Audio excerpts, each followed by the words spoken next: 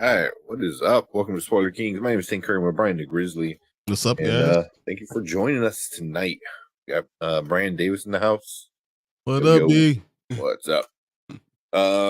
Yeah, so we're gonna hang out for a little bit, but once we start going, we're gonna talk about The Witcher. Finally, season. I season said, three. "Oh, I'm going to strike. I got my sign ready to go." Oh yeah, and then we're also gonna talk about Secret Invasion, the second to last episode. Only one episode left. I can't. You know what? I can't wait to talk about it because I want to see where you are. Because though it was short, it felt longer to me. Yeah, it was so much information like happening. Yeah, it was definitely a big setup episode. We'll get into that. And this interview, what's up? I just saw Barbie. It was awesome. I'll work on a good review for it tomorrow or the day after. Yeah, yes, somebody else went to go see Barbie. I went the Barbie car. Got the Barbie car. It's supposed to be for popcorn. Yeah. Where do you put the popcorn in? Like the trunk. And the whole car is really big too. Inside, but all this opens up. It could be. So I was like, oh yeah, why not? So, but whatever. I just said, okay, I'll get it. Why not? I got that in the Barbie, and the large popcorn I gave to someone else, and my kids are excited because as soon as I'm done with the review on Monday, I'm giving it to them, and they'll have it. Yeah, hey, you gotta watch Daddy play with the Barbie until Monday. Then you can. It stays on Daddy's shelf until then. After that, then it's yours. You can have it. I don't need a Barbie. I'm good. That's funny.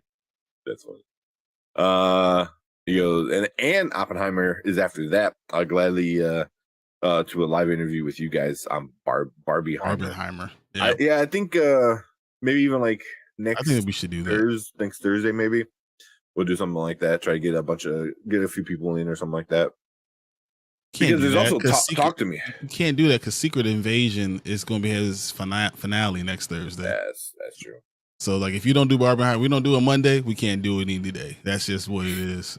Yeah, because that's dude. Yeah, we'll figure it out. Barbie was good though. I mean, it was fine. It was fun. There was a little bit too much adult stuff in it. But I did my out of theater reaction, and my kids jumped in with it, so I'm gonna be releasing that tomorrow.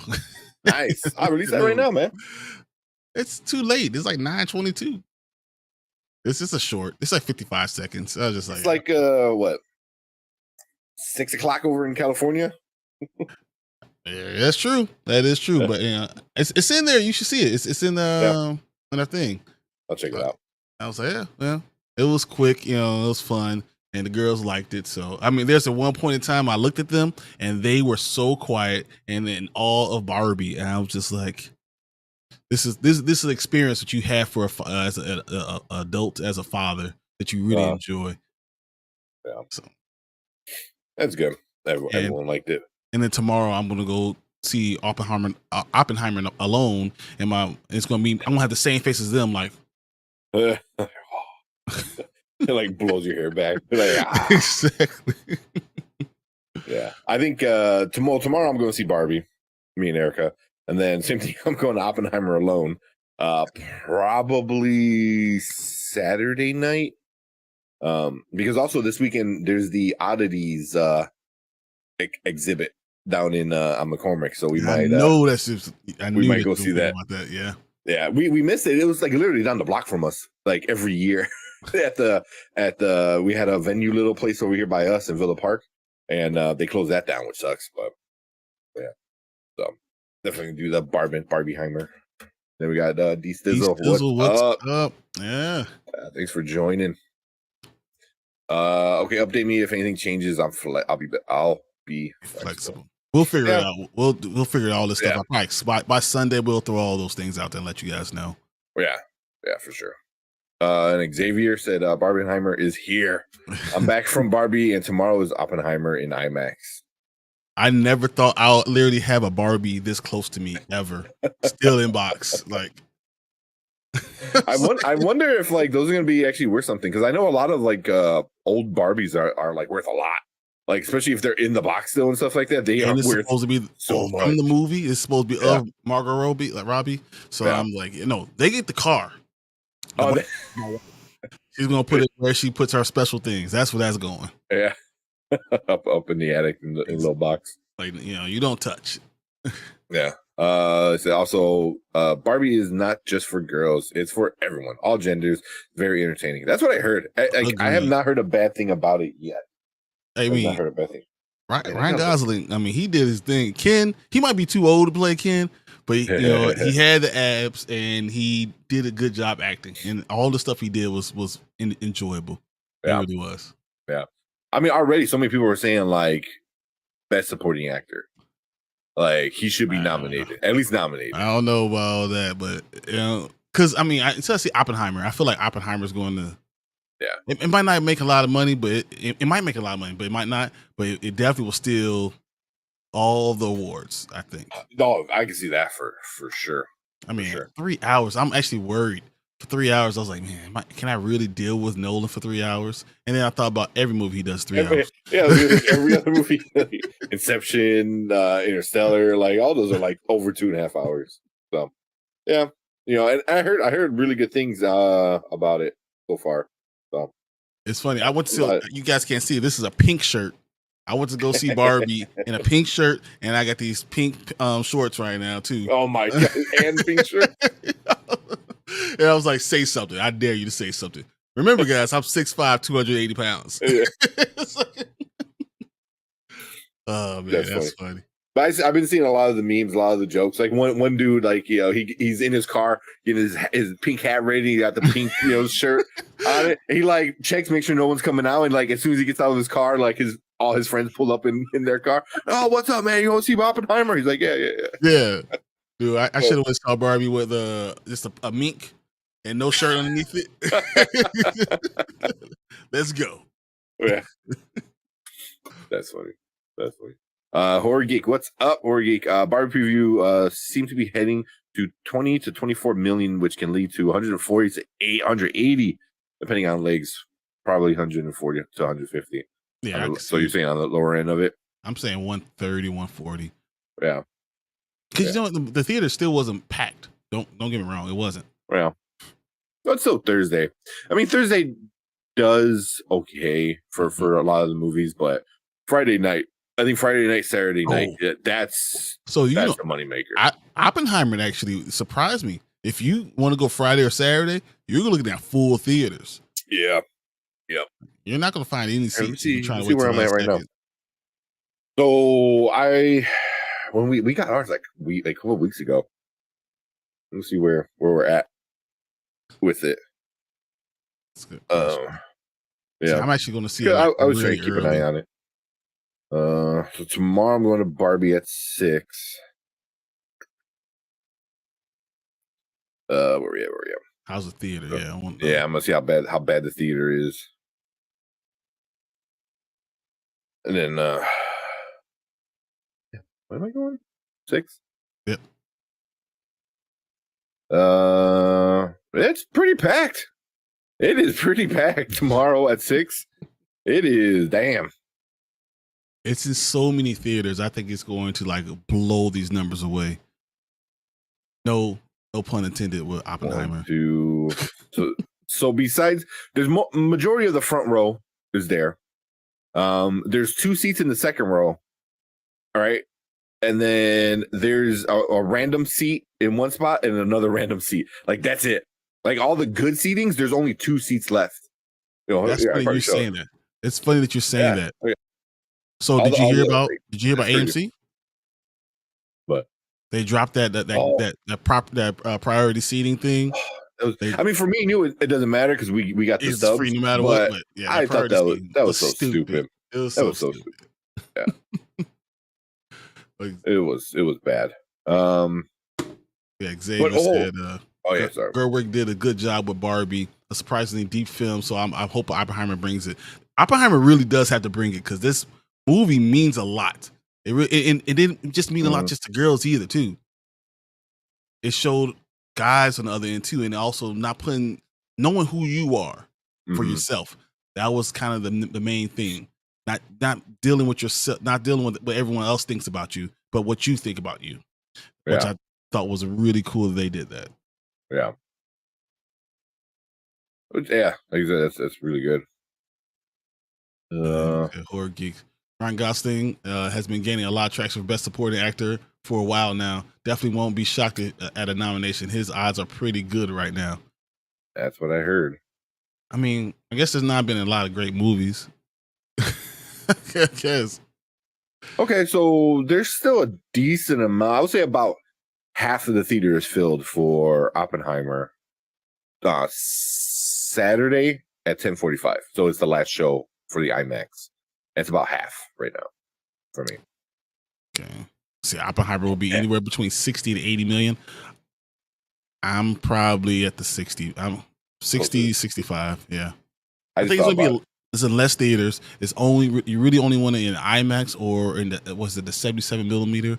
That's really all you really want to see it in. Yeah, you need to see it how it's meant to be seen. Yeah. But I've heard that this movie is not an action-packed movie. If you go in and look for action, it's not what you're getting.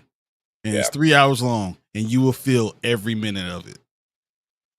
Yeah, but I did hear though, like it keeps you interested the whole time, which is good. I hope so. Yeah, it's I love physics, so like the physics of it will be good for me. It's like I'm a chemical engineer, so I love physics. So, like all the science behind it is going to be. It better be like, perfect, because the fact that they had 4 physicists helping write the movie. Did they? Okay. Yeah. So I mean, they studied, they checked it, fact checked a lot of this stuff. So I mean, I expect it to be great. Wow, that's good. That's good. And I just thought about it. My show's at 10:45. I won't get home until like 2:30 in the morning. Yep. Yep. Oh man, I'm expecting you to tell me you fell asleep because while you watching Oppenheimer, I'm going to be watching Talk to Me. Oh, you're going to Talk to Me? So I'm going to go. Really? So Barbie, I'm doing Oppenheimer, early tomorrow, and then I'm going to say Talk to Me on Saturday. But I'm not going by myself because me and scary movies. I do really, really want to see Talk to Me. So I don't know. I don't know if I'm gonna have time to go see it though. That's the only issue. I'm hoping. Hey, I agree with this, Xavier. AMC barely holds up the premiere line. How did they think they was going to manage priority seating? I'd be in line like, dude, if I'm in premiere, I should be getting my popcorn right now. And they go every other person. I'm like, dude, what's the point of even being in this premiere line? Yeah. Why am I paying this money? Oh yeah, because I get to go to these movies for free. That's right. Yeah. I mean, the premiere line's stupid. I'm like, it's so stupid, but so if that's the case, then 2 of us should go for every one of them. That's how I should go. And then never goes that way. They just say next. Yeah. They try to stay out of it. Yeah, they kind of like look at both of you. That's what happened last time because I'm like, what the fuck? I've been here first. But you get the points, which is cool. Yeah, that's true. See, Barbie will be high end even if it was higher. If it had IMAX screens, I agree. If it had IMAX screens, because the IMAX screens are going to Oppenheimer. But Oppenheimer IMAX screens are only having so many showings. So like the reason AMC I saw all those shows being sold out because it was only like 6 showings. Mm-hmm. That's all. Barbie has like 20. Yeah. Thing is, because you could put it in every single theater and not have to worry about it. Because you want IMAX, okay, you get IMAX, but then you lose out on 3 or 4 regular theaters, because Barbie. But yeah, exactly. Wow. Yeah, Travis saying Barbenheimer signs way too much like a skateboard trick. The Bieberheimer. I said my theater for Barbie was full. Me and basically everyone there wore pink. As I said, guys, this is a pink shirt. I know the lights are not getting it. This is pink. It look more orangey. Yeah. Hold on. Let's see. I don't know. That's plaid. That ain't pink. That's plaid. Yeah, but it's pink plaid. It's pink plaid. Pink and pink and pink. And then a little blue in it. But it all works out. You going to like a frat party. My girls all wore pink. They had little pink bows in their hair. They're like, Daddy, put pink bows. I was like, no, that's too far. I'm not going there. I could have went full Ken, but I'm not going full Barbie. That's too much. Instead of these movies, I'll be watching Young Indiana Jones Chronicles. Oh, geez. Those were good. Those were okay. I didn't mind it, so I can't. They were fun. I can't argue with that. Yeah. They Clone Tyrone is getting very good reviews, and I cannot wait to watch. I am so excited to watch it. I might watch it on my lunch tomorrow because I am so excited to see it. If they release it tonight, I might watch it tonight. As soon as we get off the stream. Oh man, it does. And also, I think. I mean, one, Jamie Foxx is just awesome. I think everyone loves him, but also like all the news about him, with the hospital and stuff like that. He's right down the street from us. Yeah, chilling out in Naperville. What? Naperville. Who? Jamie Foxx was spot because he was in the hospital, right, in Illinois, and he was spotted. Oh, he was in Illinois. Yeah. What? I didn't know that. Yeah, the hospital he came is in Chicago. Really? Yeah, Jamie Foxx is here. Oh shit. Yeah, he was spotted at Top Golf. Oh really? Oh, yeah. That's right. Somebody was it his daughter? I think said he was playing Top Golf, but I didn't know it was in Chicago. Yeah, the Top Golf in Naperville on 59. That's the one. Damn, that's awesome. See, now I wish this had some theater releases because they've been doing that a lot more, where different actors will go and hang out in the theater of their movie, and then like have people come and say hi. See, EB Brand was like, yeah, that was on TMZ. Yeah, he was here playing Top Golf. Cool. This was like 3 days ago. He was in there on Top Golf. That's awesome. That's awesome. But I mean, that especially doing that is good. See, I'm watching Tyrone tomorrow afternoon for sure. I don't know if I can wait that long. I mean, maybe I'm tired after the show and I'll say, all right, whatever. But yeah. But it might be one of those I wake up in the morning instead of going to work out, watching pop that on. They Clone Tyrone. Yeah. Yes, and I agree. Marvel Spider-Man 2 story trailer is released today. Yes. I kind of want to react to that if we got time. I didn't get a chance to watch it yet. And they released the bundle pack, the Spider-Man PS5 bundle pack, and I'm like, I mean the PS5 looks cool. I think you can buy just the cover, thing, but I'm like that controller looks sick. I'm like, I want it. But he said, "Oh, not TMZ. It was Channel 2 News where they helped some lady recover her purse." What? So Channel 2 had Jamie Foxx. I'm telling you, Jamie Foxx was sitting there. That's cool. Wow, this is crazy. That's cool. I mean, he's been here for months. He's been for months. Yeah, because I mean, Chicago has some of the best hospitals in the nation. Like legit, and they keep it secret. Yeah. I used to work at Northwestern. Ooh, man, they do not play around. You want to go on this floor? No, bro. Not play around. They do not. Yeah, I've seen two dudes looking like Debo come out in nurses' uniforms. Yeah, I seen athletes coming into the ER. Because that's nothing too crazy. That's a little bit more known because if like a Chicago Bear gets hurt, like they're going there. Like that's not even a question. But there was an actor. I'm not even sure who it was because they wouldn't even let me near it. Yep. It was like, I'm like, what's cool about Northwestern? They have all those elevators, so you can go from the back room and they can sneak you up in through to the basement, bro. You go not even worry about it. You second level basement, and you pass right down there. You won't even know. Yeah. But see, T still says that Spider-Man 2 does look good. Looks fire. I haven't seen this trailer yet. I do want to see it. So if we watch it live later, we can watch it live. Oh, it's going to happen. I'm just gonna let you guys know it's going to happen. Yeah, I pre-ordered out of. I'm sure some people know. I got the collector's edition pre-order. But pretty soon you're gonna see the statue up here somewhere. That badass Venom statue is gonna be up here somewhere because that thing is sick. I cannot wait. You get Venom statues and I got Barbie. This is crazy. Look at the world we live in. I don't know, man. Oh man. So I've been doing so I wanted to have something similar to Brian, maybe not as many Funkos. I don't have that many. And I have a lot of like little figurines and shit. Like this is like just sitting on my shelf. So cool. Like it won't fit where I usually put it because he's got like a flame top, so he's a little taller. But I got a bunch of like different ones like that.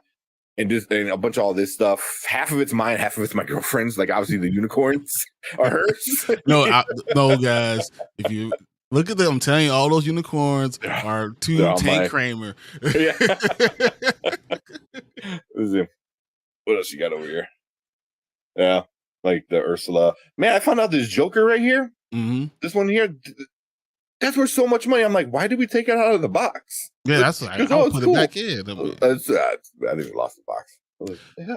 Oh no, I have a storage thing full of boxes. Just in case it's going right back into the box. Yeah. No matter what, we're good. So hopefully, I did the math. Be about $400 in shelves just to cover. It would start like here and it would like curve around behind me because this is a green screen, obviously. So, I mean, depending on what type of shelves, like at least these shelves, literally, I have another one right here. IKEA. Yeah, well, this is I got from Walmart. Oh, so it's a 1, 2, 3, 4. I'll have 5 of those. Plus this little small one I got here, 6. But like literally, the whole thing would have cost me $150 for 6 shelves. I didn't think about Walmart. I gotta check out Walmart. Yeah, because the one thing they have that I like is a curved shelf that connects, the two. So if you have one wall and then on the back wall, and then you get that middle part that curves it, so it just looks like one giant ass shelf. So I'll check Walmart. I think I'm going to do the 2. What I'm going to do when I put this next one down, put the 2 edges curved in so it all look like exactly how my monitors are. So it just look like a wall. Nice. This is Daddy's office. Exactly. Don't touch. Yeah. What else we got? So I didn't. Then Greta was a great actress in Arthur. I love that Arthur. I shed a little tear. I shed a little tear for that movie. The original or the remake? Didn't they remake it? When's the last time? I don't know. I think he's talking about the original though. No, it can't be. It gotta be a remake. No, it gotta be a remake. Yeah, she's can't be that old. I mean, was she in the 2011? Yeah. You know what? I don't think I ever seen that one.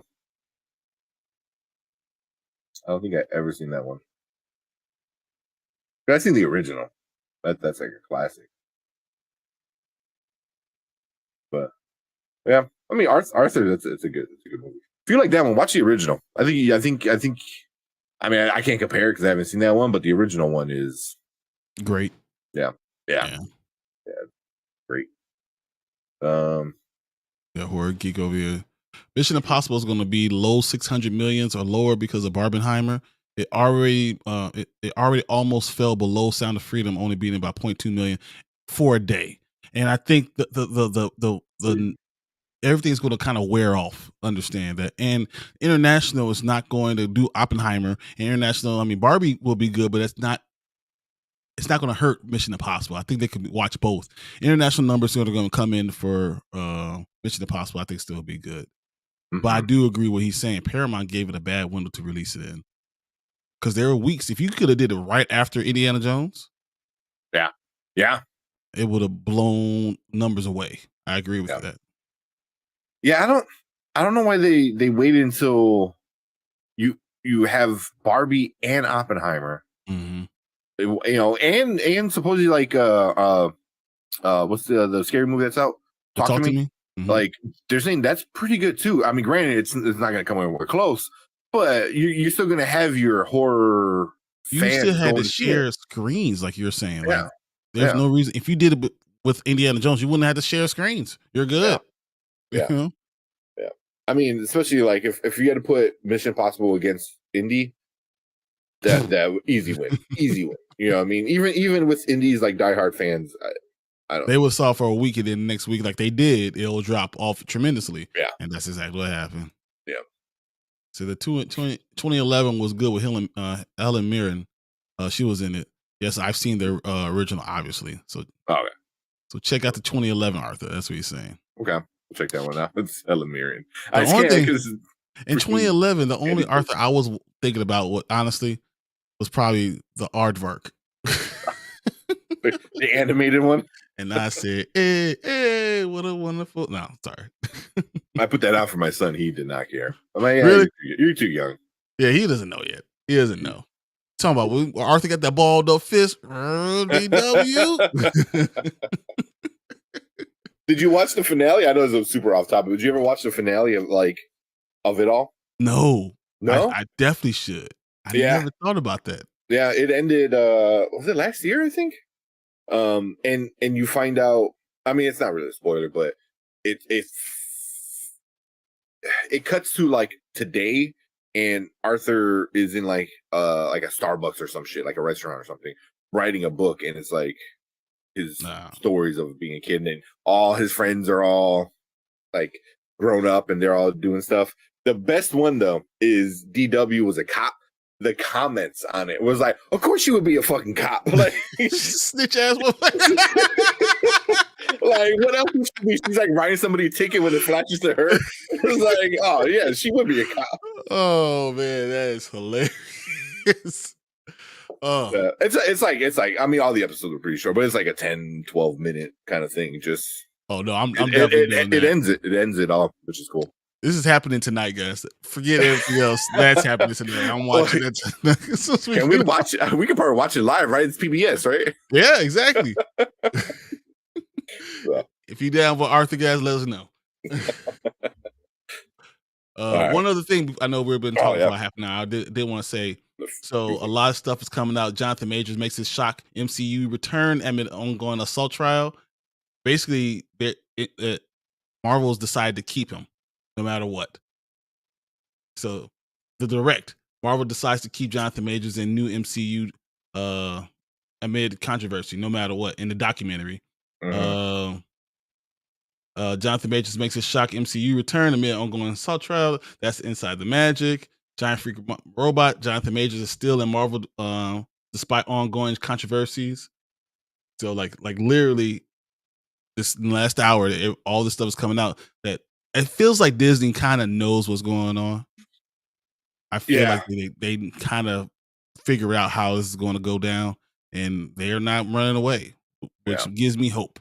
Yeah, because then like, you know, like the court of public opinion is always a big thing, you know, but also it's like he showed a lot of receipts. You know what I mean? Like he's coming out, he's like, you go, what about this video? What about this video? And what about this video? It's like, oh, this is the cop video, and it still shows me in good light. It's like there's so much stuff that he's already put out there that where Disney's like, you know what, like, you know, plus, so I think it's part of that is like, you know, I think Disney's gonna stand behind him because he showed enough proof. But also part of me is like, Disney's like, we can't lose any more money. So what else can we do? We need this guy. So you better be innocent because we can't lose any more money. Dude, but like listening to him and all the stuff he's done and all the stuff that he had, all the receipts he had, makes me think of like Dave Chappelle. Like, man, he had to sign a contract. He has his life videotape just in case. He had a witness always there. Like, he just had everything totally planned out. So someone watched his back. So that's really cool. Too bad it wasn't this PR firm that dropped him right away. I don't understand. Yeah. It's like as soon as they said Jonathan Majors accused, it was like, and we quit. He was like they didn't even finish the sentence. It was like you are literally the worst PR firm I've ever seen. I'll never use you. Exactly. So Brandon says Marvel had way too much money invested in him as Kang. How are they going to just dump him and recast? You couldn't recast. You just have to go a different storyline. You had to go with the Beyonder or something like that. You would probably do something like that. Yeah. But I do like, for whatever reason they decide they're standing behind him. They're standing behind him. Yeah, exactly. You know, which is good. We say, hey, what movie that make y'all grown men cry? Benjamin Button and everyone's fine with Robert De Niro and Sam Rockwell. Mine is Big Fish. Big Fish. So, and it's basically his dad always told the story, and you always felt like his dad was always lying to him and all these things.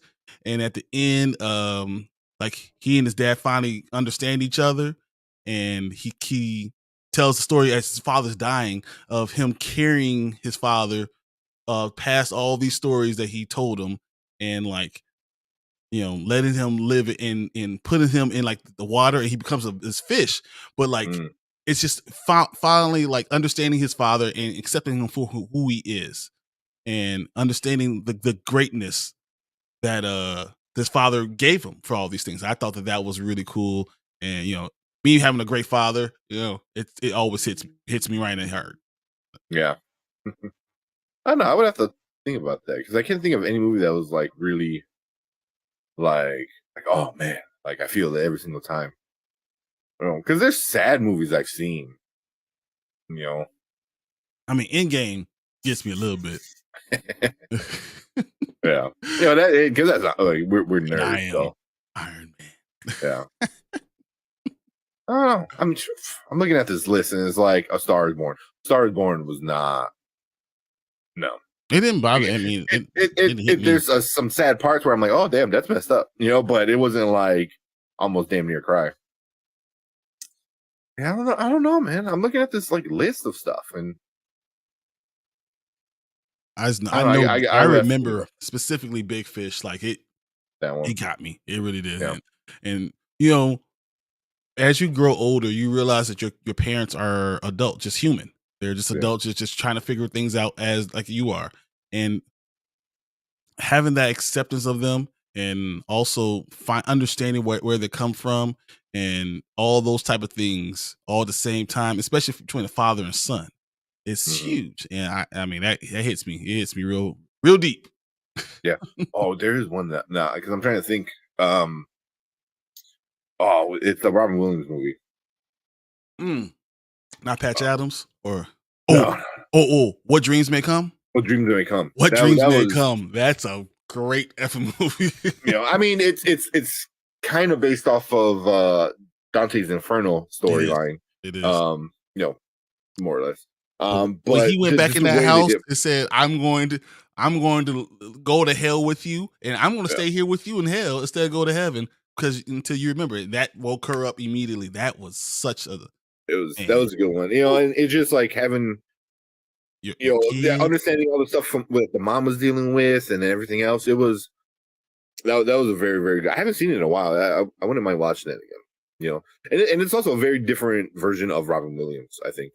Because we're always used to him doing like kind of funny, goofy kind of stuff, and that was a very serious, very emotional kind of film. I almost feel like Robin Williams is a better serious actor than he is, comedic actor. He is phenomenal. He's really good, really, really good. Man. Yeah. But I think that one. I remember watching it when I was young. I was like, damn, this is hard. No, it was. I mean, between the kids, the son wanted to be the father's mentor, and not realizing that was who he was, and and he's like, Jack, you don't have to do this with me, because another one. That's a very good one. That's a very good choice. All right, let's hit these things up, and then we'll get to our review, because I know we could talk all day. Yeah, I know. China right now is a reliable box office country for Hollywood right now. Oh, not very reliable. Not very ever since COVID. Yeah, ever since COVID. Because you get no money from it. Yeah. Well. Yeah, it makes sense why they keep him. The flip side is he'll go back to being in mid Marvel films. What the best thing for Marvel is right now? I think you flooded with too many movies sometimes. When you have 4 or 5 movies coming a year, I think 2 to 3 is a better number, because plus like 4 shows. Plus 4 shows. Like, come on, that's just too much. Every 2 months you have something else instead of focusing on these great movies, and writing them well and producing them well. So, yeah, I think that was like a big deal. I think that's something that Disney lost altogether. The whole company was it had these things where, like, I know we talked about like Pixar, but Pixar, even like MCU, like. Movies came out, they were events. They were like, oh man, I'm going to see new Captain America, I'm gonna go see this, I'm gonna go see that. They were big events, and it kind of, and part of it's the COVID's to blame, part of it's Chapek, the previous guy that was in between the 2 Igers. He had a lot to do with it too, but I think everyone's talking shit because Iger said right now, he goes, we're going to cut it down a little bit. We're going to cut down Star Wars. We're going to cut down on MCU and Marvel. It's like, oh, that means it's all burning down. Like, no. It means like, let's focus on making these things great. If you make them great, and then these are epic events every time something happens, Yeah. I think it does better, and that means you spend more time on it, and you're not trying to focus and worry about getting to the next film.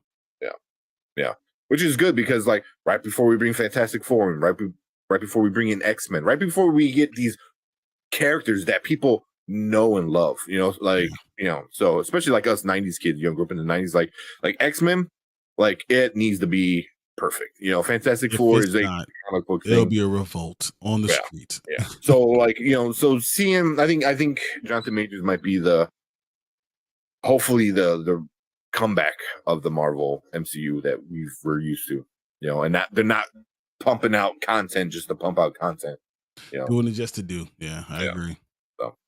So Mission Impossible 7 is projected for $130 million below Fallout in China. Fast X, Transformers, Ant-Man 3 all came $75 million below their predecessors in China. Wow. Especially crazy. Transformers. It didn't do a crazy number, so yeah, I can see it.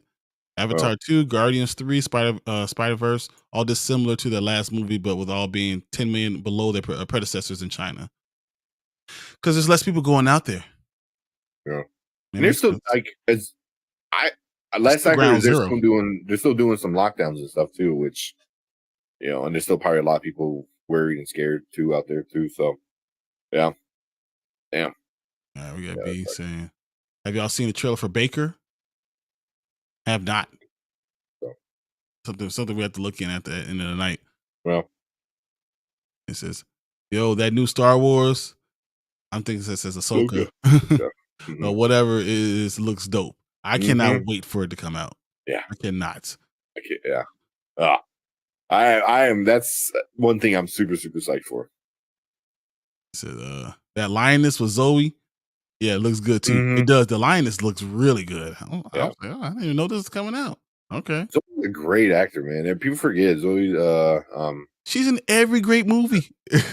But even like other random things that she's in. She was in was it Columbiana might be one of the greatest movies I've seen. Period. It was a great action movie. She was really good, and it didn't really do well because I think she wasn't who she is now.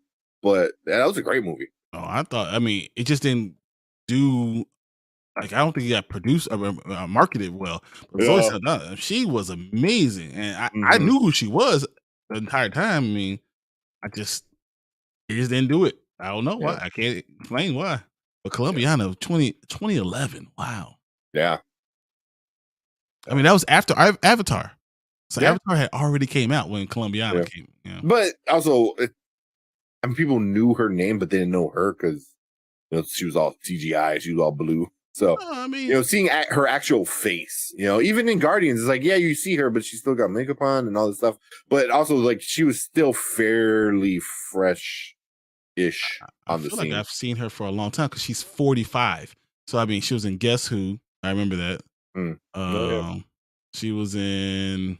I feel like there's like something else big. Oh, Star Trek. Star Trek. Oh, yeah. So like, definitely in Drumline. Definitely. I forgot about Drumline. Come on. Yeah. She was Takers? I mean, she was in a lot of movies. I remember from Center Stage because I used to love Center Stage too. Okay, so that one. Yeah, I mean, it's a lot of things. She was in a lot of things, and people should know her face no matter what. Yeah.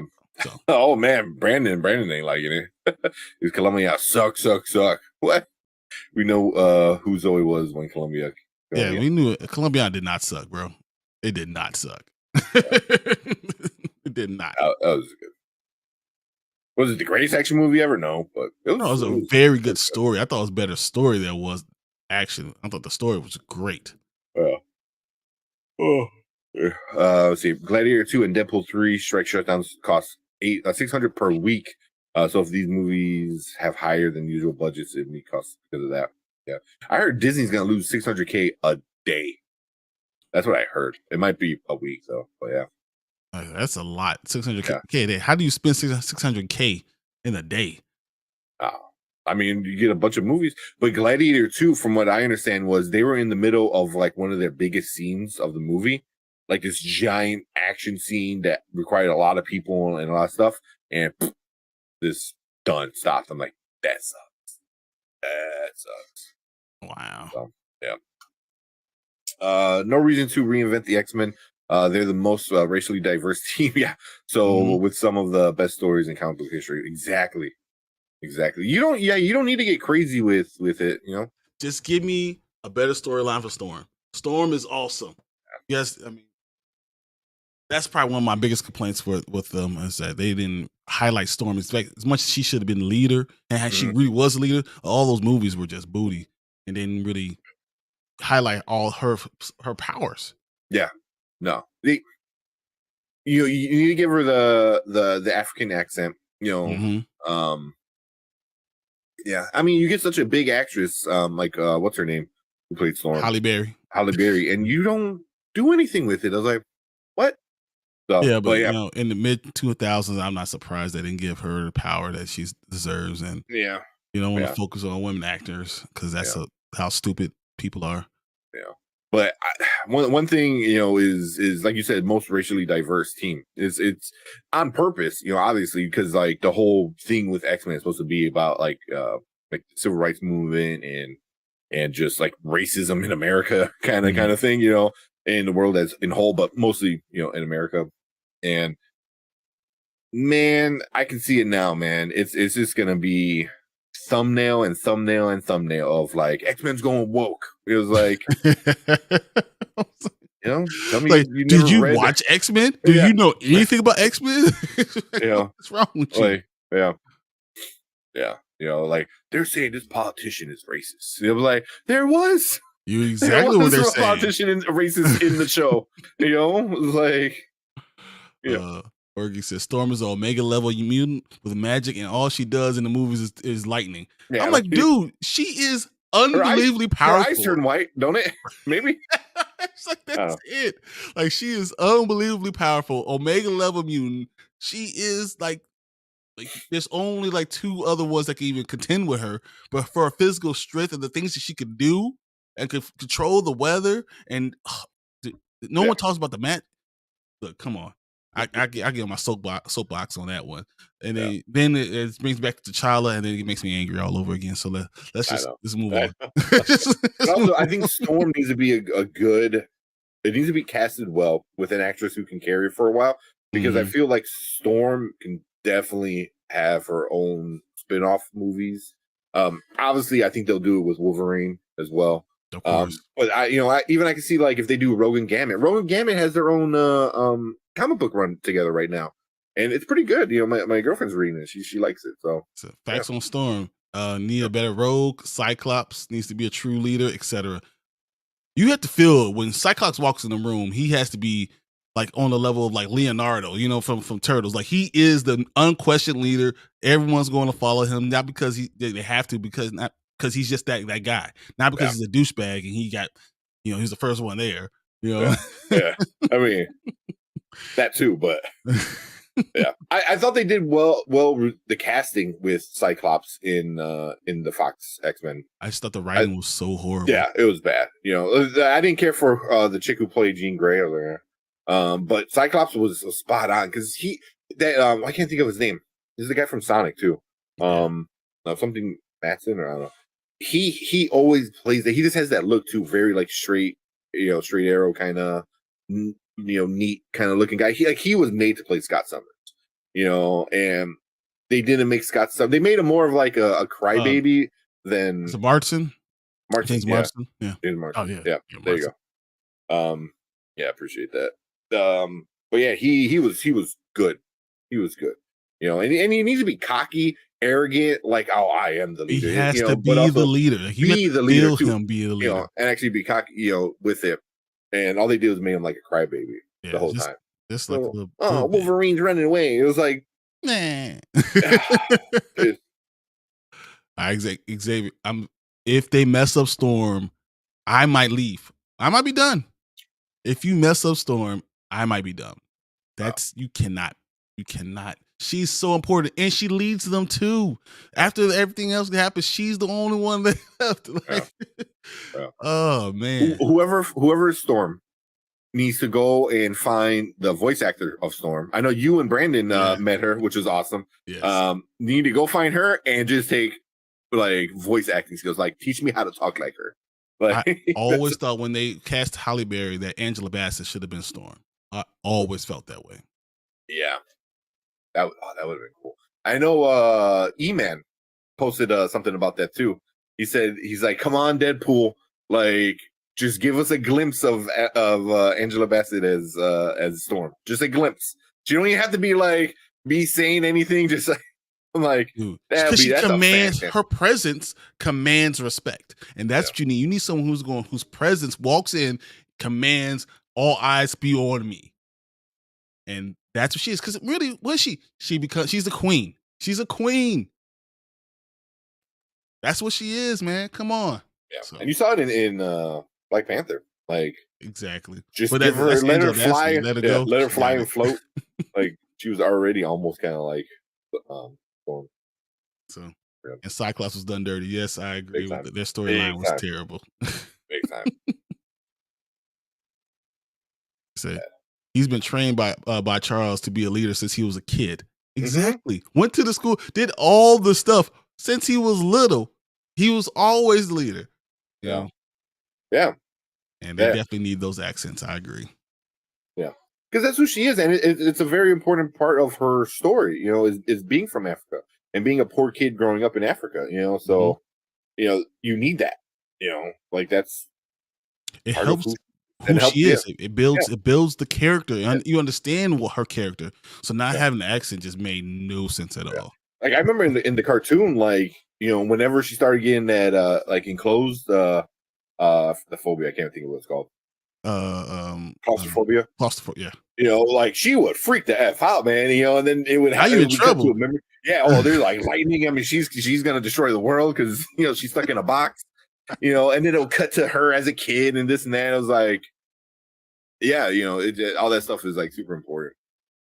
And I would love, that's why it needs to be done, because she is definitely a character that can have her own storyline. That connects. She's a connecting thread person. Yeah. Her storyline and her with T'Challa is so huge. She's a connecting thread. That's why I have to go young with her, because of what they messed up T'Challa. Hopefully we can say he's a Skrull, but that's not gonna happen. The only time Cyclops is not the leader that I could think of is young Cyclops when he joined the Champions with Miles and Kamala. Oh, I don't even think I read that. I cannot think of any time. I mean, if you're saying that I can't really think of any time when Cyclops is not the leader. I think he had some issues in the Phoenix Saga where he marries Jean Grey, but it's not actually. Late when he finds out it's like a clone from Dr. Sinister or Mr. Sinister. I think he loses his mind a little bit, and I think what's her name steps up. But like I said, that was a long time ago. I might be remembering it. No, but wrong, Storm does lead this X-Men a couple times. Yeah, and she's the one that lasted the longest. Because all the other ones, as people are dying off and all that other stuff, she's the one who's still there. Mm-hmm. And then she has her own storyline. So like I said, she does her own thing. Yeah, I'm thinking her storyline right now in the comic book. She has her own kind of prequel. Oh my God. Everyone's loving that. I love that those comics right now. I love Storm with the Mohawk.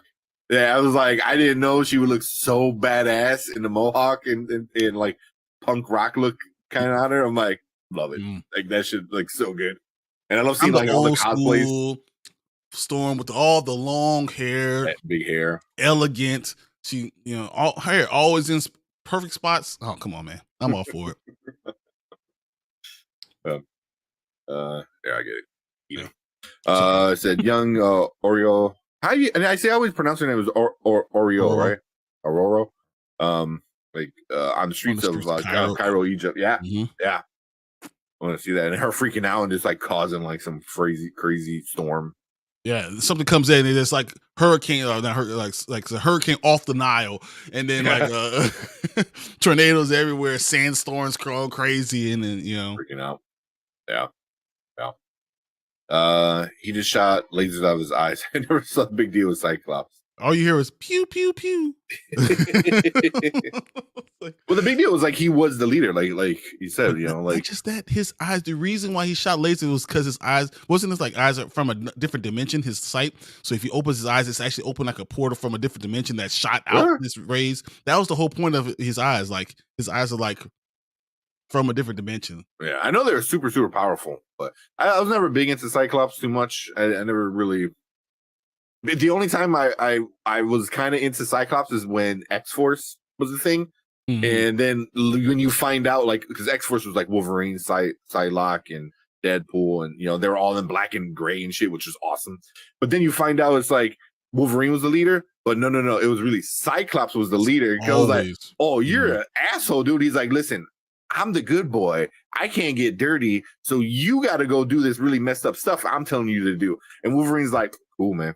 You're like, I get to do messed up shit, you know. But I was like, what? I was like, F you, Cyclops. He goes, no. My hands need to stay clean. So it has to be the leader always. Yeah. So Cyclops is not. I'm not saying that he's not a bad guy. He's an asshole. He's a D-bag, know-it-all. But he knows how to do it. He does it right. I always thought he did it right.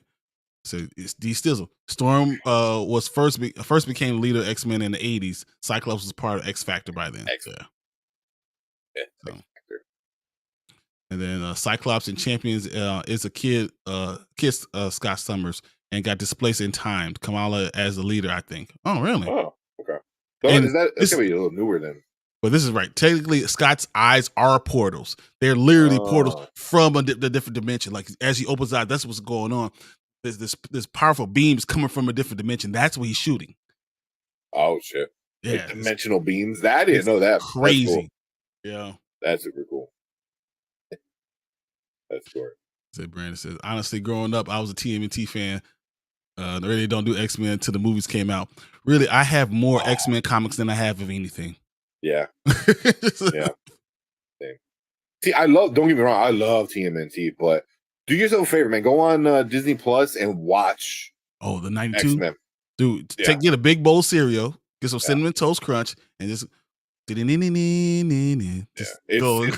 It's so good because it's like, it started like it was a continuous story. At the end, when the animation changes, and when the animation changes, that's when it gets all weird and there's problems with trademarks and rights and shit like that. But the whole it's pretty damn good. They stay really good to the story. For the most part too. Yeah. So these sisters, I'm not even a Cyclops fan, but he is crucial to the X-Men mythos, like Cap is to the Avengers. He's Cap to the Avengers. I always, that's a good one. Yeah, because he's like the glue, like. He reminds me. It's more Leonardo. You said TMNT. Yeah. I feel like he's Leonardo. That's what he is.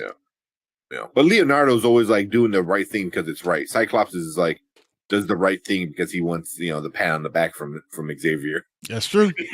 That's what he wants. He doesn't do the right thing because it's right. He does the right thing because he wants the praise. I also say that I think Leonardo just didn't do things because he thought it was right. He just wants Splinter's admiration. So I'm gonna say that too. Yeah. So I'll say that. I'll say this: Gambit is such an underrated, underused character. Though he's not always. I'm telling you, he's used a lot in the 92 series. You will see a lot of Gambit. Enjoy it. Yeah, he has a real cool story when he goes back to Louisiana, the Bayou. There's a really good story there. Yeah. I've seen the old cartoons. I was still a kid. Can't say I remember any of them. I did watch them from time to time. I watched them all the time. Yeah. I remember being a kid, and we were all watching cartoons early in the morning. So the first pilot came out. They just made the pilot. That's it, and they put it out there to see how it was. People lost their damn minds. And I remember me and my uncle, we would put a tape in the VCR every Saturday morning or Sunday morning, whatever it was. And if they play this pilot again, if they play this pilot again, we're recording it because then we can watch it whenever we want. Because it was just like what, and I think it took a couple years. I want to say, I could be wrong, before they're like, okay, this is something, and then started putting money into it. Yeah. Corgi says I love X-Men Evolution. That's the X-Men Mm. cartoon I had as a kid. Okay. That was a good one. I didn't mind that. It was a 92. I don't know. Yeah, the X-Force Murder Squad.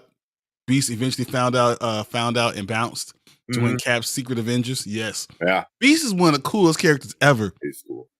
Beast stayed in prison for a year and didn't rat nobody out.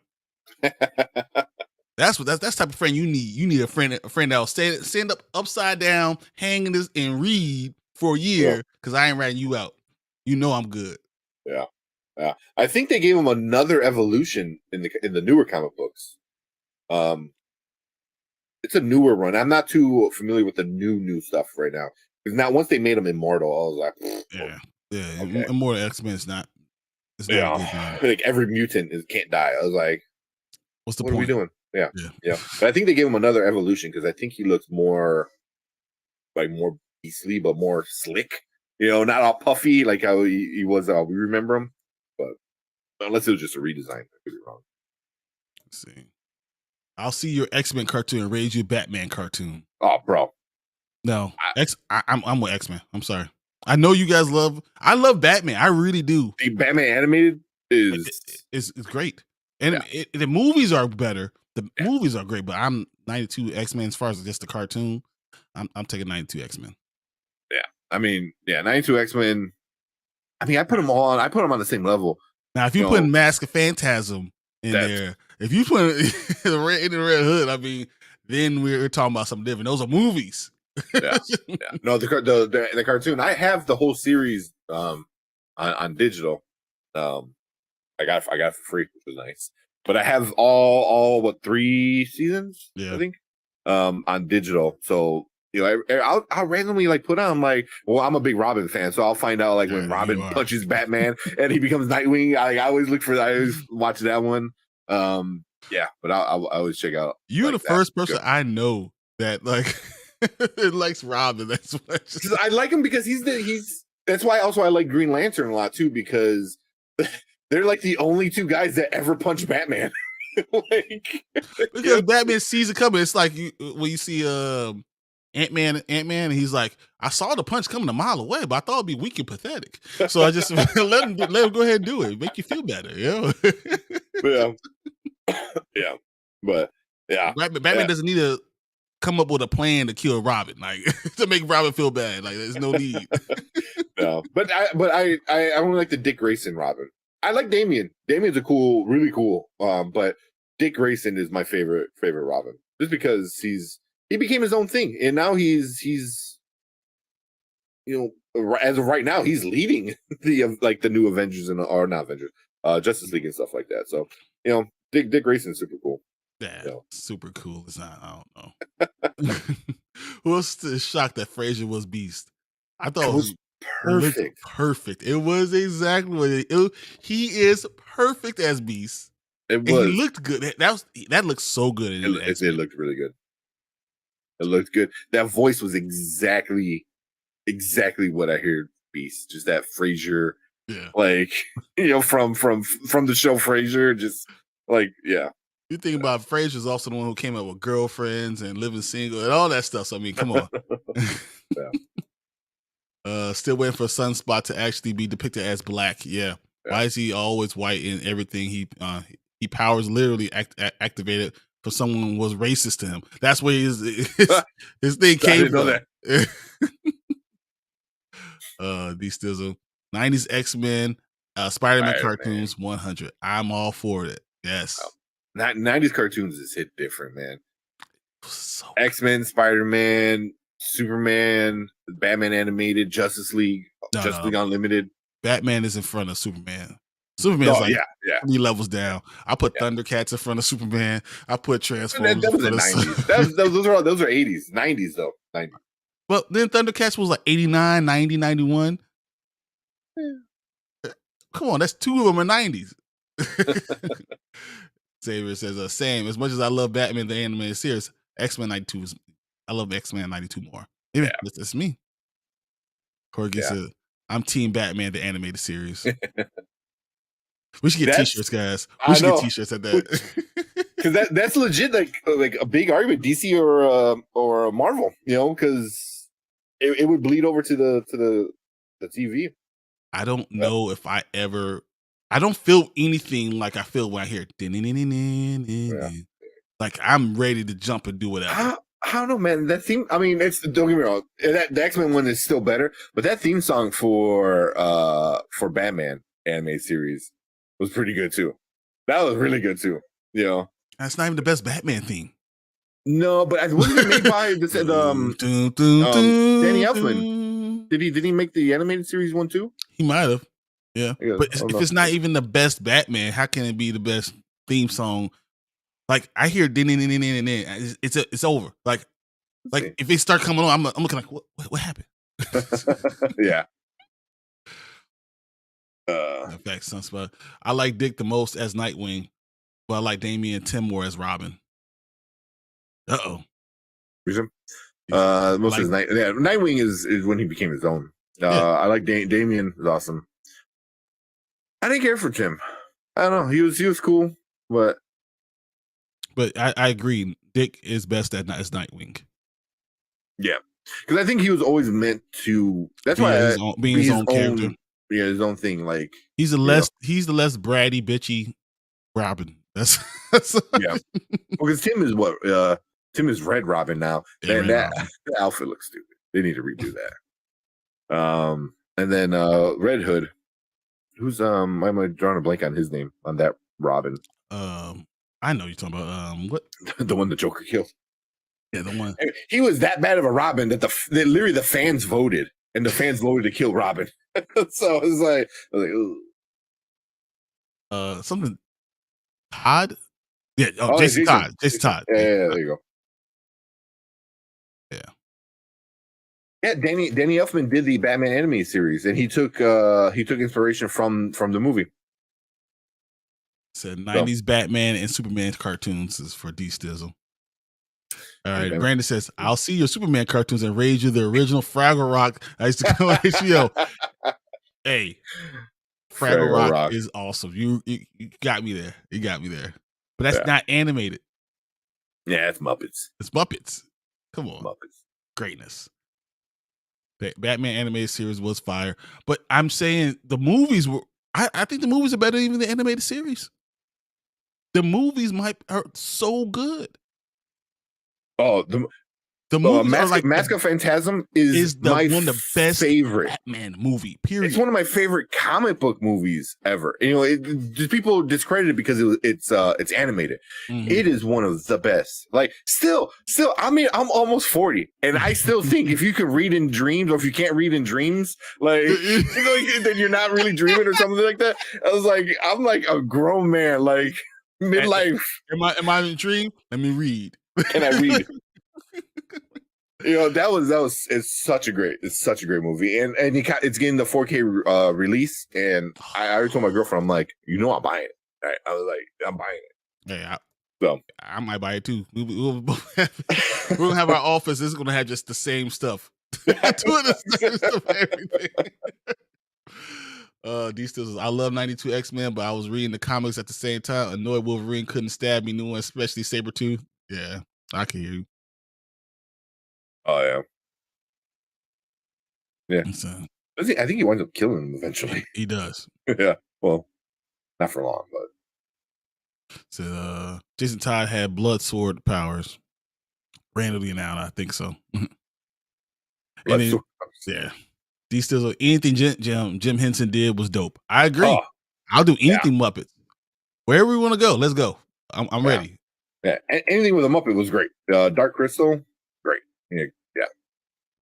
I mean, Crystal Christmas Carol. I mean, you can do whatever with Muppet. I'm doing it. Mm-hmm. All right, the Bill and Ted animated series with Keanu Reeves and Alex Winter was criminally underrated, in my opinion. I love Bill and Ted no matter what already, so it's hard for me to even say that. I didn't know those are actual voices, though. That I didn't know. So I saw Mask of Phantasm in theaters. Ooh, I still have the VHS. I have a box right over here. I still have the VHS right now. Yeah. That was cool. It's eating the shit because I played it so much. I'll replay. I remember that Batman episode when he knew he was dreaming because he couldn't read. That was an animated series, right? Yeah. No, that started off with Mask of Phantasm, man. Mask of Phantasm. Yeah. That was from the movie. Yep. Yeah. Yeah. All right. Yeah. Hold on. I'm done. So, all right. I want to know what people think. So I have the theme songs. Man, why does this keep popping up? Sorry. What's going on? Dark Crystal stays criminally under. Yeah, I can hear it. Oh shit! All right. Dark Crystal stays criminally underrated. Still salty they canceled the Netflix series. I wasn't the biggest fan of the Netflix series, but Dark Crystal is. I don't know if it's underrated. I think it started to get a little lost in time because of just what it is, but it's such a great movie, man. But I wasn't for the series. I can tell you, I wasn't. It was okay. It looked cool, but I didn't like that it was a prequel because I'm like, I know how this is gonna end. It's not gonna be good. Exactly. So I already know where you're going, so it's hard for me to follow the story. Yeah.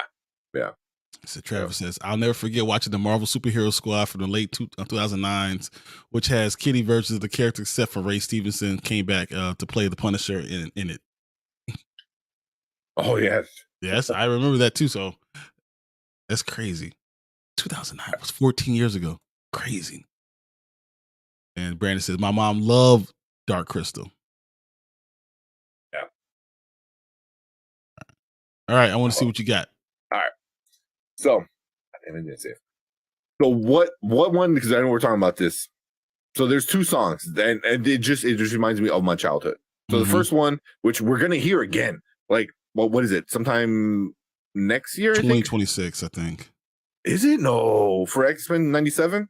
Oh no, so X-Men 92. So they were going to re-release that sometime next year, but I think we're going to have the same song. I don't think we're going to see them in the MCU for about three years. Oh yeah, well no, it's because the continuation is X-Men 97. Yeah, the animated. So isn't that next year? I'm thinking it is. Yeah, 2024. Yeah. Oh, it's saying late 2023. We're getting it this year. It's saying November. Yeah. Oh, heck yeah, man. I'm down for that. I did not think that was going to happen in November, huh? And you know what? With all these strikes, that makes sense. Yep. And they already got a season 2. They already greenlit a season 2. I mean, why not? Yep. So they're for sure 100% playing this song. Right? I mean,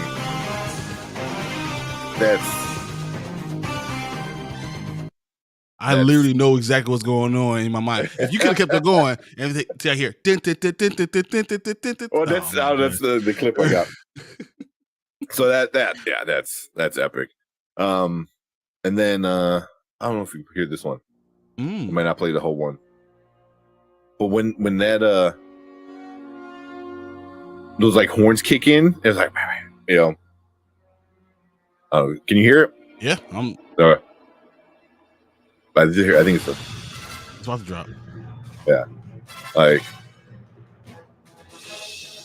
that's it sounds like the original, like the '89 Batman. It's very similar to it. Yeah, I mean, it's written by the same guy. Yeah, I mean, the whole orchestra kind of like the end is this thing. Yeah, and then he just adds new stuff to it. It's bringing me back, man. I want to go watch it. So no, so I'm reading right now. While it's posted to release at the end of 2023 in November, rumors suggest it could be pushed to 2024. Everything getting pushed to 2024. Yeah. That sucks. I still X-Men, man. I don't know. Something about that. It starts off just like boom. It starts off on level 10 and this stays there. Where the Batman one kind of builds up, but it fits the what it is because it's like, oh, he's in the shadows, and then as he like starts fighting crime, the horn kicks in, he punches somebody in the face. It's like, yeah. Full disclosure, I play like 6 instruments, right? So I've been in band since I was in 4th grade. I played that Batman like in multiple levels of band. So I mean, don't get me wrong, it does have a special place in my heart. But just I don't even think about any work when I think about the X-Men. I think about all fun and cereal, and like literally every time I hear it, I feel like I have a craving for Cinnamon Toast Crunch. Yeah, every single time. Yeah, that X-Men song is just, man. I don't think they knew what they had on their hands. No. Yep. And the fact that we've never forgotten. Yeah. So all those animated projects were delayed. Yeah. Like Xavier says, they better use that theme song. I don't even know if they need to remix it. I don't want them to remix it at all. Why? I want them to just go, no, just you got goodness. Don't do anything. The only issue I can see is if they don't have the rights to that music. That's the only way you would need to change it. But I would, as soon as you said like, oh, we're gonna continue the story, you should have pointed at somebody in that lineup like, you buy that music. Like, I don't care what you gotta do. You find who owns it and you buy it. We talked about this offline. WB is debating where to want to delay Doom. It's still up in the air, but yeah, I just actually have a story up right now saying it's 50-50. It could go either way right now. Yeah, I think they might wait until mid-August and see where they're at, and if the strike isn't making any way, they'll probably push it, which really sucks, man. I don't know. It's smart because if you're the only one releasing, because you heard about the Aquaman, all the problems they're having. They're talking about a third round of reshoots. How you gonna reshoot when actors aren't acting? Yeah, that makes no sense at all. It's going to be delayed again. Yeah, and it's not coming out this year. Yeah, there's no way. Yeah. He's gonna be recasted as Lobo, and he's gonna have a Lobo movie and Aquaman movie come out at the same time. It'll be May Lobo, June Aquaman. The Bill and Ted cartoon legit had one of the greatest theme songs ever. I'm shocked it isn't iconic. It's not ringing the bell. Yeah, it's not for me either. Because I'm thinking about Bill and Ted. Like, that's what I'm always thinking about. Yeah. The actual movie, you know. And think guitar riffs. Like, man, that Batman theme is epic. Show the Batmobile racing down the street. Boom, boom, boom, boom. Him punching a face, bam. Yeah, like. So Gwen's theme and Across the Spider-Verse is a version of the 90s cartoon theme.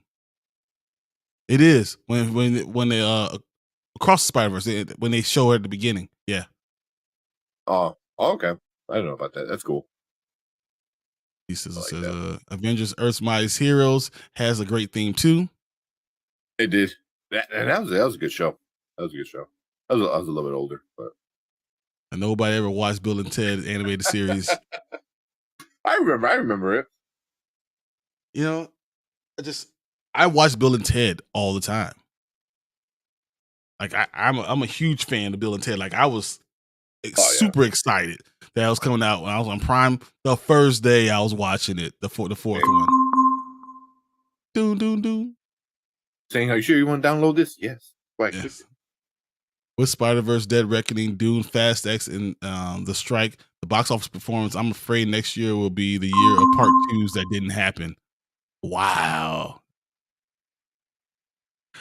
I think Spider-Verse ends up coming out sometime like October, November. Hopefully. I mean, but right now they're not even. No one's doing anything. Yeah, but I don't know how far along on the script and stuff they were. I from what I first understood was like, oh, this is like ready to rock and roll right away. And then as it started coming out, I was like, oh, I think the script is probably is ready to go. They just haven't done all the animation for it. Yeah, I think that's what. And then they haven't done any of the voice acting. So you already had the script, you got to get the voice acting, and you got that voice acting could be done in a month. Mm-hmm. You know, because they all doing their individual parts. You don't have to have them all in the same room to do stuff. Kid and Play animated theme. Oh man, I remember that actually. Yeah, but here's the Bill and Ted intro. I had been selected for a most important journey. I was to help fulfill the destiny of the two great ones, Bill and Ted. Wild Stallions rule! Yeah. I do not remember this. It doesn't sound like Bill and Ted though. No, it doesn't. I mean, it almost sounds like an extra step by step or yeah. Oh my goodness.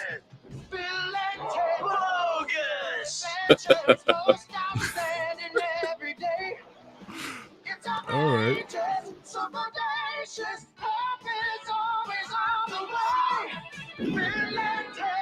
That's no, that's not me. Yeah. I don't remember it. I watched Batman, so but I gotta say this right here. Kim Possible had a good theme song too, also, and it was a great show. DuckTales by far is the best theme song.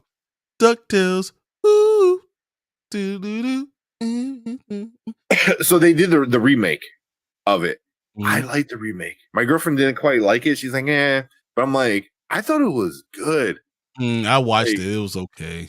I thought I liked it. I liked that they kept the theme song, but just remixed it. So like part of me is like, but it's the same exact theme song. I'm sorry. I don't think DuckTales is even the best duck theme song. Wait, Darkwing Duck is my favorite. Darkwing Duck. Da-da. When you in trouble, call DW. Darkwing Duck. Let's get dangerous. I don't know. That one's good. That one's good. But I still got not think about it. DuckTales is so good too. DuckTales is really good. Mm-hmm. Oh man, that's close. Yeah, that's close. I really do like the redone ones, and then it finishes. They actually finished the show. I think it had 3-4 seasons, something like that. And they finished it. But the actors, David Tennant was Scrooge McDuck. I mean, who is it? Hamilton. What's his name? I can't think of his name. Lin-Manuel Miranda was a voice in there. Don Cheadle was Daffy for a while when Daffy was actually able to talk, and I forgot what happened, but he was able to talk. It was Don Cheadle, which is hilarious. They had gotten so many big names for that show. It was crazy. So yeah, and I thought it was fun. All right, so Travis says, too soon to tell, but the actor strike, box office, streaming platforms losing money. I speculate we see a resurgence in comic books, significantly digital ones, as well as audio dramas. I don't know. I'm a huge fan of comic books, but I really think you need to have the physical media. You need to go and enjoy the actual comic book. And some of these runs are amazing right now. We're getting some really good quality runs. I'm loving Superman Lost. I really am. Yeah.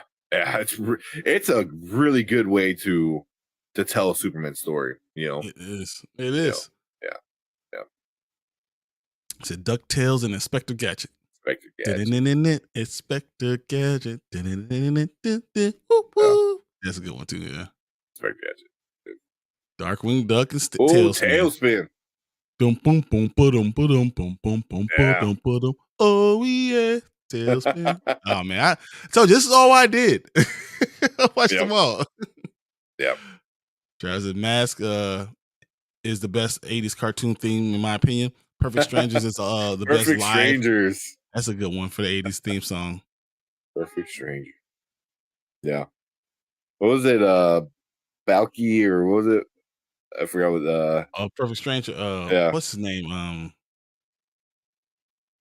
It was like the Foreigner and Cousin Larry and Balky, wasn't it? Something like that. What was it? Oh man, I don't know. Yeah, I know. I've seen them. Balky, yeah, I don't still know what his name is. Larry and Balky, I still don't know what. I could look at it, still not know what it was. Yeah, there you go. That Balky and Larry. Well, you got it. Bartolomew's from the islands of Mypus. That's right. Oh man, I was a kid. I didn't know anything about the voices, but that's interesting. Did you saw that the remake DuckTales. Yeah, he said that. Yeah, that's what the voices are from the remake. Like, so many voices in the remake. So Tailspin, yes. Ironically, I'm 23, so I'm not the one to debate the best theme songs from the 80s and 90s. Oh, this is good. Gargoyles is the best Disney animated show from the 90s. I might be with you, man. Gargoyles, I will stay up and watch Gargoyles, man. That was so good. Goliath, that's the leader. I'll follow Goliath anywhere. I want those toys. I see them at Target all the time. I see them at Target and they look gorgeous. The giant action figures, they look gorgeous. I'm like, I want to buy them. I'm like, I can't. But every time I see them, I'm like, I want it so bad. Dude, so Goliath is the leader that I always wanted to be. Funny story is, like, we got a dog when we were a kid and we were looking for a name. I'm like, oh, his name is Bronx. Bronx. You know, it was like, there's no arguing. Like, I took command. I'm like, no, this is his name. I don't care. Shut up. Like, you know, it was my sister, my mom, my dad, and his name was Bronx. You know, and he lived to be like freaking 16. So yeah, that's a very good one. It fits. It really does fit. You know, it was like the dog from Gargoyles was my dog. So say, Cousin Lady. Oh. Yeah. The Star Wars droids theme was unfitting, but it's insanely catchy. Star Wars droids. I don't think I remember that one. Yep, probably newer. I didn't know they had a remake for DuckTales. Where is it at? And yes, isn't it on Disney Plus? It's on Disney Plus. Yeah. But the original and the new one is on Disney Plus. Yeah. Saying yes, my mom watched Gargoyles and tried to put me on it. I never watched it though. Only a few episodes. She was highly into it. It was great. It was good. You could probably. I started rewatching it again. You know, when it came out on Disney Plus. It was so it's dark. Good. It's so dark. It's not for kids. You know, like, it's definitely like a teenager-ish kind of, you know, age. Yeah, it was so good. It was so good. And then what's his name?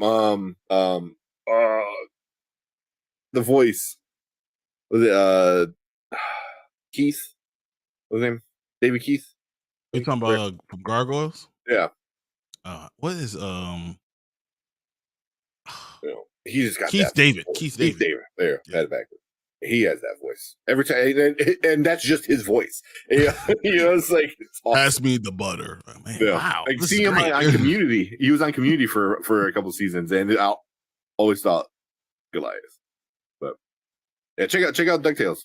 You might like it. Actually, Darkwing Duck shows up in DuckTales. Yep, like, he does. They redo that, and Tailspin kind of shows up in the remake of DuckTales too. You ever hear about how all that went down? One day, guys, we will sit on Uncle Brian's knee, and I'll tell you about the story of how DuckTales, Darkwing Duck, and Tailspin all came out, and how they all relate to each other. I'll tell you that one day. It's a really cool story. Yeah. So, Keith David, Sally Richardson, Jonathan Frank. Yeah, several cast members from Star Trek, the Next Generation on that show. Yeah. A lot of Star Trek Next Generation on that show. Yeah. Yeah. We got the Star Trek droids was dope. It was done by a member of the police. What? I didn't know that. So it kind of sounds like the police singing the Star Wars reboot. Wow. That's something I did not know. Yeah. I gotta look that one up. And what's up, Preston Review? What's up?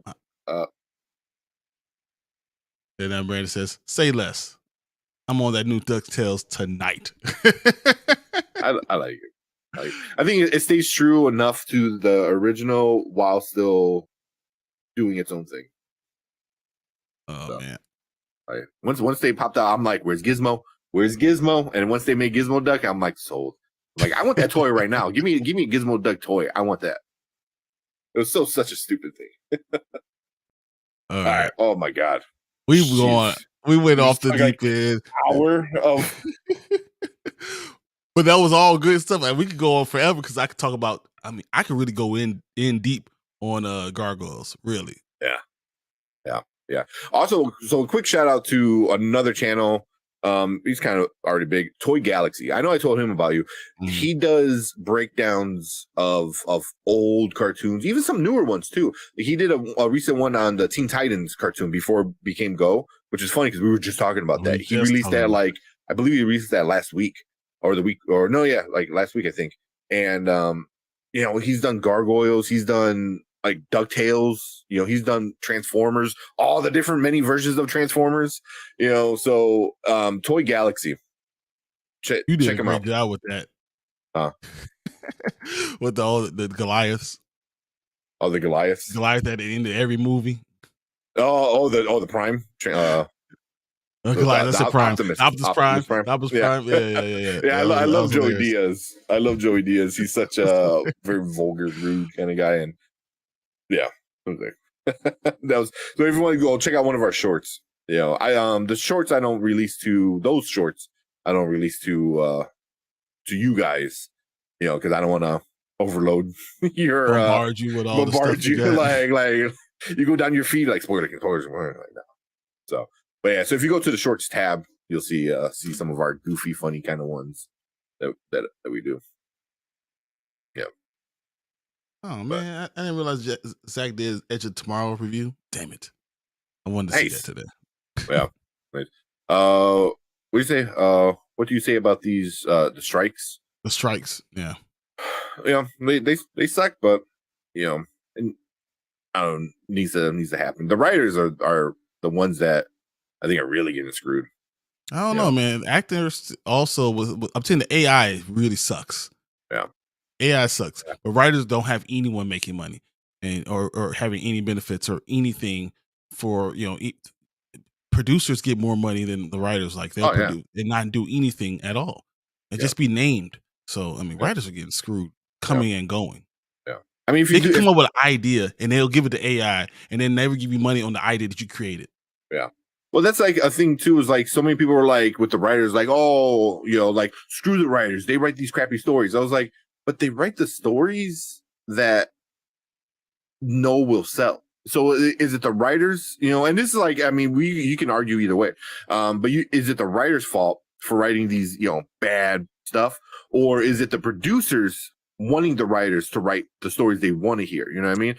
And then they change it. It's never exactly what they do. And then So, and a perfect example is RoboCop. Frank Miller. Frank Miller, the comic book guy, wrote RoboCop 1, and he was on set all the time, usually as they are, and he's like, they just took his script and just wiped their butts with it. Like he lost his mind. There's nothing. I always have a Frank Miller. I have a Frank Miller cartoon at arm's reach all the time.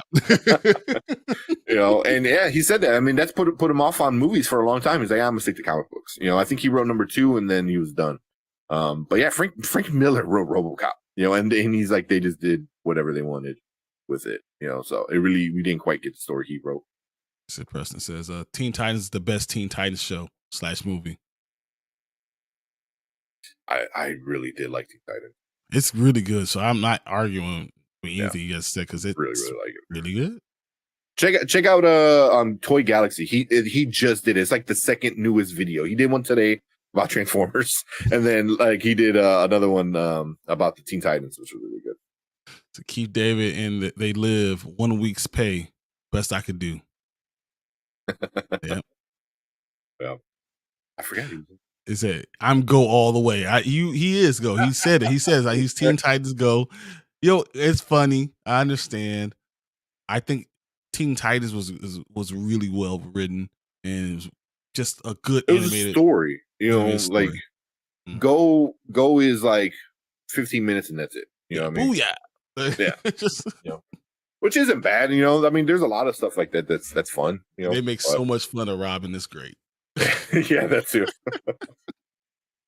Oh man, holy crap, that was fun. All right, let's get into some of these reviews, man. We haven't done that one review. I know. I did not expect to go on a rant of our childhood. Let's start off with this. I never watched the regular Teen Titans. Oh, I just never knew about them to go. Yeah, you should watch it. It's pretty. I think it's like 2 seasons. I think the 2 or 3. It ends with a movie, and the movie ends the it. movies. Okay, Okay. yeah, yeah. So it goes the show for however many seasons, like 2 or 3, and then it ends. Yeah, and it ends like on a cliffhanger. Exactly. Yeah. It's 5 seasons. 5 seasons? Holy shit! It did not feel like that because they're good. They're good. Good stories. Really good stories too. That's really one of the most notable studio interferences were on Exorcist 3, where the studio forced the writer director to add the exorcism at the last minute, and the result being actually amazing. The result being actually amazing, yeah. And then he still AI is just another loophole hustle for streaming is like streaming is digital sales before that hence the 2007 strike. That makes sense, yeah. Yeah. The Teen Titans ended so sad because of the cliffhanger. Yeah. 5 seasons and a movie. 6 seasons in a movie. Yeah. The AI thing is. It's too much. I mean, I can't imagine being a small actor in the back, and then you could like use my likeness for forever in every movie. Oh, I'll be upset. Yeah, but like, if that was the case, imagine if that was like always the case. We wouldn't get for example, we wouldn't get Ben Affleck and Matt Damon because they were background characters, before they got big, and then obviously now look at them, freaking, Matt Damon's getting rescued in every movie, and Ben Affleck is like Ben Affleck writes and directs some great movies. He's built, but Ben Affleck has never written anything without Matt Damon. That's true too. He's never written anything without Matt Damon. Everything they've done, Gone Baby Gone, all that stuff, always has Matt Damon in it. And then, though he might be a better director, Matt Damon's a 10 times better actor. 100%. Yeah. I mean, they knew that in Good Will Hunting. They knew. They knew who the star was. Yeah. But we wouldn't get them because then if they would have sold their likeness to whatever studio, right? That I what movie was it? Was it Field of Dreams? They were a background character in. I don't remember. But if they would have sold their likeness to that studio, and then now they want to go somewhere else, and they're like, "Oh, we can't hire you because we can't put your face on screen because these guys own it," and it's just like, what, it's too much. Yeah. All right. Where are we at? I don't know. I lost it. So, yeah. I was in the movie when they were in Japan and the Ink Monster. I was like, "What the hell is this?" I didn't know this before. The episode when the villains came together was so good. It was so good. Oh my god. Yeah. And Travis said, "I didn't get cable till I was 13. I grew up on Caillou." Reading Rainbow. Between the Lions, Bear in the Big Blue House, Zoom, and Arthur. Hey, I like all those things. I can do without Caillou. Caillou's not that bad. You guys just hate on him. Don't matter. That kid was annoying. It was like all annoying. What are you talking about? And there's like family therapist and kid therapist coming out. I was like, do not let your kid watch that. Like he is not a good role model for toddlers. Yeah, you can tell it's a good role model how not to be. How not to be. Like you do that, I'll beat the shit. That's who Red X was in Teen Titans. Is it Jason? What he says, but Dick is still Robin. I thought it was Robin. I thought it was Dick. Yeah, I thought it was Dick where he couldn't be Robin. So he was Red X. Yeah. That's what I thought. To do the more bad things. Yeah. After that, I might rewatch Teen Titans. It's good. Yeah. It's good. It's a fun time. Some of these photo apps can legally use your likeness. Always read the terms of the agreement first. And Horror Geek says, it was Robin, but somehow took the identity. But someone took the identity. Okay. I don't remember that. Taking it. Here's a funny one. The Brandon come up. With the photo apps, yeah, they can legally use your likeness. I know Facebook and Instagram, they own your photo, so you always got to be careful with putting it up, what you put up there. Super off topic, but did you guys ever watch the Gumball? Yeah, the Amazing Gumball. Amazing World of Gumball. Yep. Yeah, hell yeah, they're bringing it back. Yeah, they're bringing it back. They were doing this weird thing with it, and now they're bringing back the Amazing World of Gumball. Yeah, that was so great. Yeah. And I love how like they tied in him going through puberty in real life. Yeah, it was so smart. You know, it was so like, smart. It makes sense too, because then it also like allows like kids who watch it and are going through the same thing. It's like your voice is changing. Like oh, it's like we'll just use this. Yeah. As fuel. Makes sense. It was great. Gumball. So I remember getting my girlfriend onto Gumball, and she's like, "What the fuck is this show?" And I'm like, "It's amazing. it's bonkers. It's just so random and silly and funny and yeah." Teen Titans Go, baby, hands down, was stronger. Those are fighting words. I don't know. Are they bringing back Gumball? That's how I found because I was watching Gumball. Yeah, they were doing something right now. I forgot what it was. It was weird. I think watching Gumball. Yeah. Oh, did you? Nice. Yeah. There's a lot of good stuff. Like Amazing World Gumball is really great. Regular Show is still one of my favorite. Regular Show is one of your favorites. Yeah. One of my favorite newer kind of cartoons. Regular Show. Adventure Time is really good. They're doing the spinoff of Adventure Time, Fiona and Cake. Mm-hmm. The fake. I heard that. Yeah. The female versions of them. They're doing that on or was it Max? Max. Yeah. So see how that goes. They were cool characters, but it was just interesting because they were fake. So they were fake characters in that world. I say, but they're all fake. So yeah. But yeah, regular Show was always fun. Mordecai was such a. I don't want to say it, but yeah. Did you guys hear that they're bringing back Phineas and Ferb?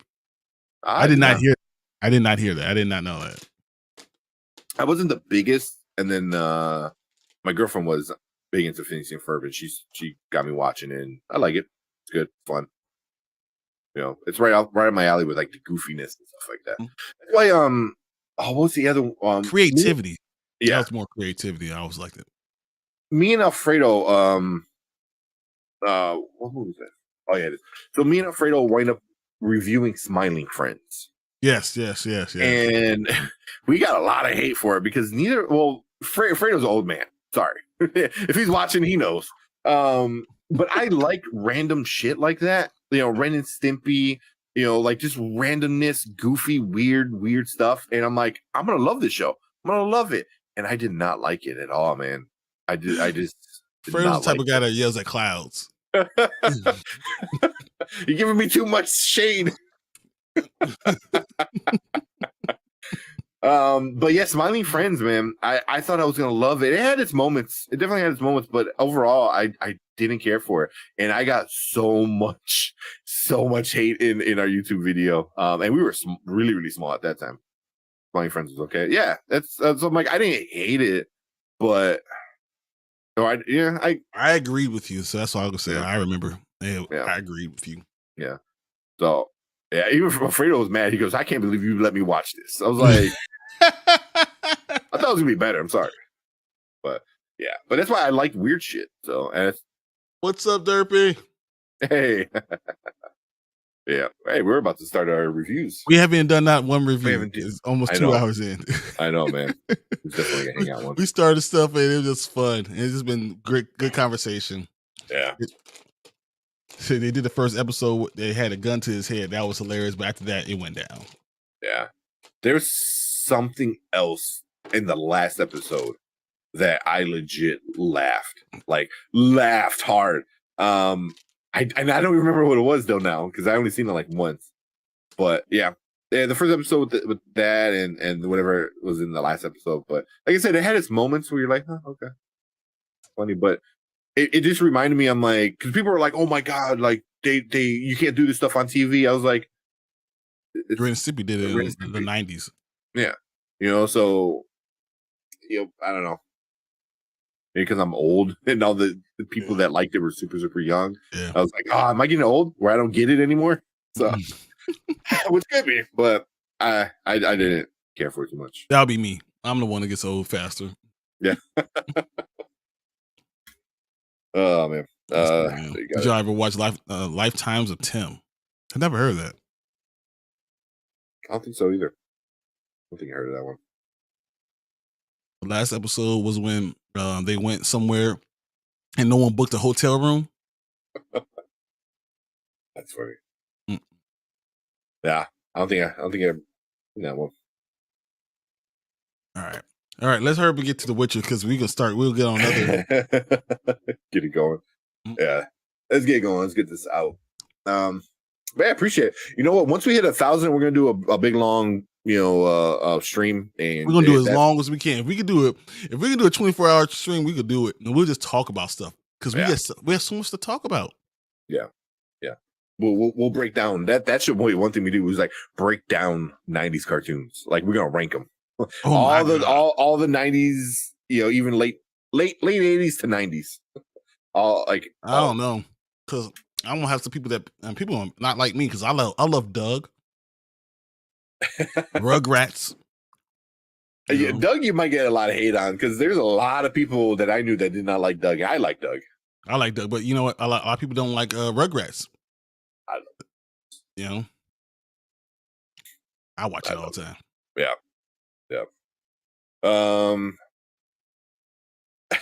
What is your favorite show, movie all time? I'm gonna have to get back to that. Lion King. The Lion King. Yeah. Lion King. Movie.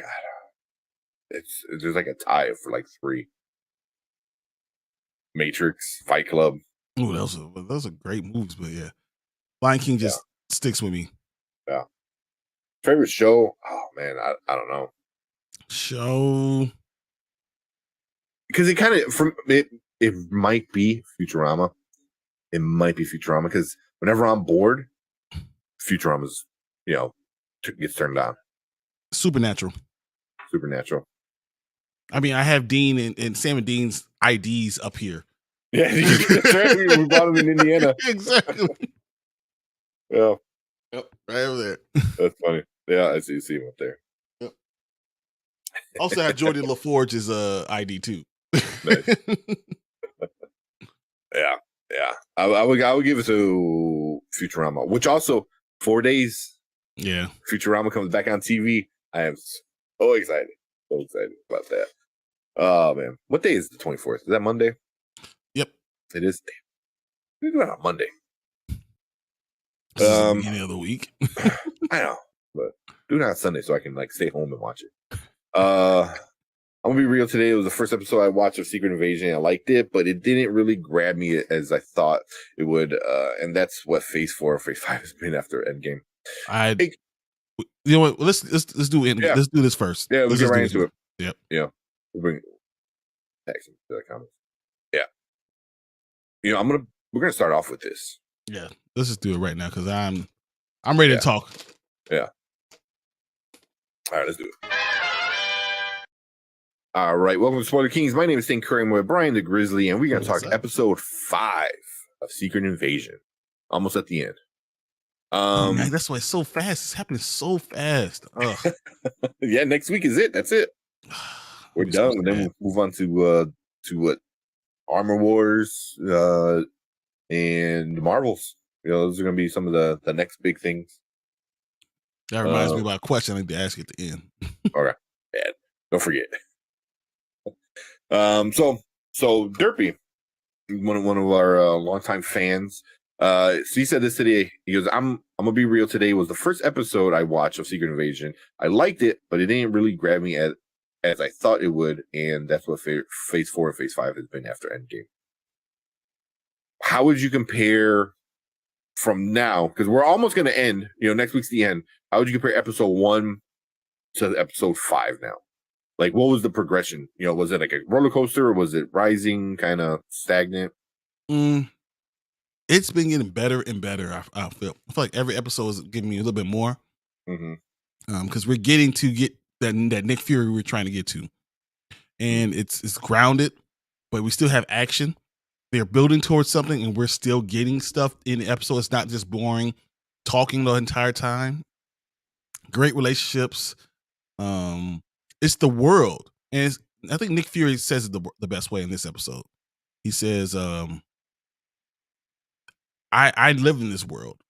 I know I'm a regular person, but I know of this world. Mm-hmm. I am the best person to fight for this world. This is my world. These other people can go into different worlds and do whatever they want. This is something I live in. I know, and I think that's what really explains what's going on. And I really enjoyed it. I enjoyed this one. I enjoyed the action what I saw from his wife and Gaia. I thought that was pretty cool. I like to see the cracks in the armor from Gravik. Oh my god, yeah. I mean, they really starting to see what's going on and the tipping point in the rebellion and how afraid Rhodey is and how we know. I think he's going to definitely get killed. Rhodey's definitely going to be dead. The next one, you know? Yeah, I can see that. So, but I would say, Derpy, keep watching it. I think it does get better for me and Brian too. It got better as it went along because the first episode kind of happened, and I'm like, okay, like what's gonna happen next? So what? Hold on. Yeah, I saw that. It's far more slow burner than Andor. You are crazy. Yeah, it's just like Andor. I'm still waiting for something to happen to Andor. Yeah, right. It's about to happen. No. At least stuff happens. There's action in this. Yeah. They lead you somewhere and then you get there. Andor just leads you to a place and then just leaves. And you're in the middle of a desert. Like, so where we go next? And they're already gone. You're like, wait, where'd you go? They left. Yeah. Nah, it's the first episode I think is a slow burn. It sets things up. But the more Nick Fury you get and the interaction he has with other people, I think the better it gets, and you start to see like him, you know, like you know, not the super spy him, but just like him. You know what I mean? You know, and you gotta figure out like, was he the super spy that we remember, or was he just a dude that kind of got lucky? You know, and I think we're starting to see, you know, where's it gonna lead? Mm-hmm. Yeah, Andor was just too boring to me. Yeah, I agree. I gave it every single shot until the very last minute, and I was mad. It's like, okay, let's do something. No. I was like, oh, season 2. It just kept on going because it was so many episodes it never hit.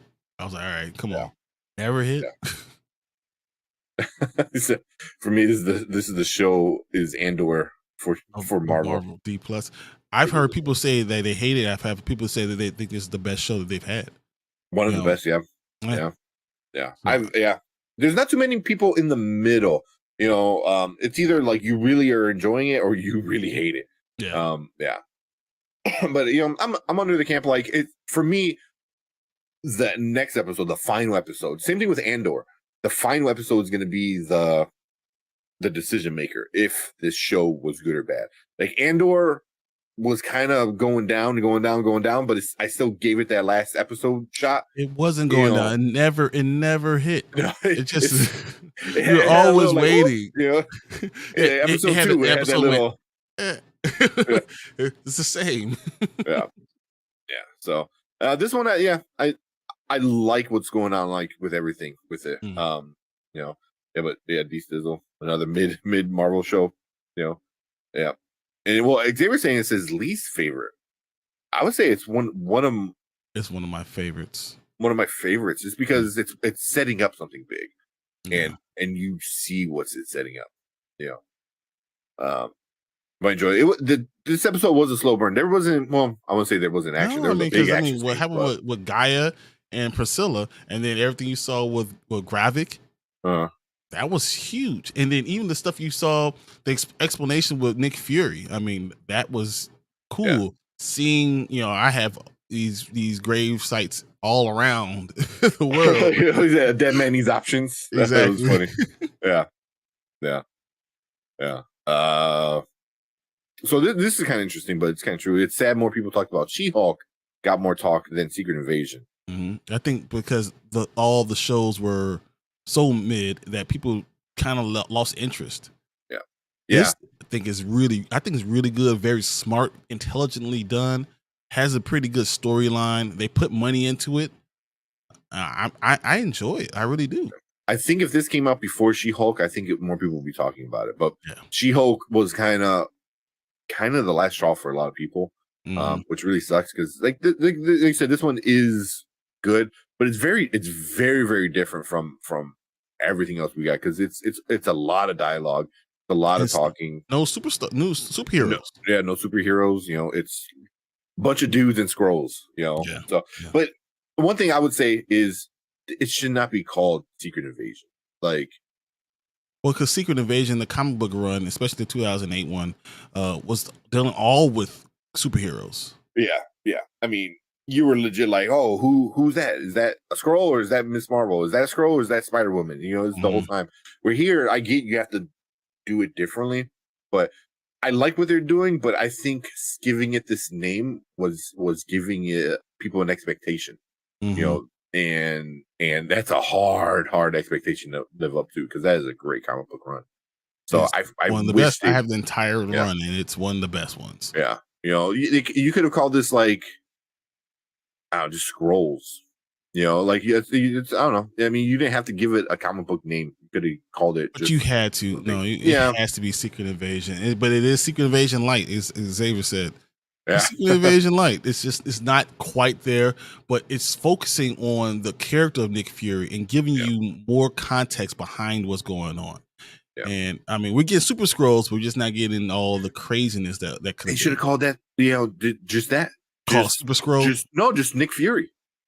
Just call it Nick or call it Fury or something. Just call it Fury. Oh, that would be cool. You know, I think that's what Fury.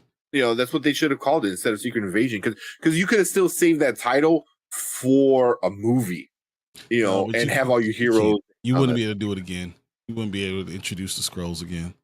Well, because you can still keep the Skrulls around, you know. Then they're gonna go bad again. Like, well, that's why it could be a completely different show where like not all of them are gonna like oh yeah, we're all good again. You know, there's still always gonna be some bad ones, but now you have like superpowers. So when the bad guys, have actually somebody to go against. Because right now it's what? A Super Skrull versus Nick Fury? Like, you know, what is that going to do? You know, it's like, I don't know, man. He had that phone call at the end. Hey, it's time. I was like, who the hell is he talking to? Oh, good question. I thought he called Gravik. I think he's talking to Maria Hill. So, real quick, I saw this one out.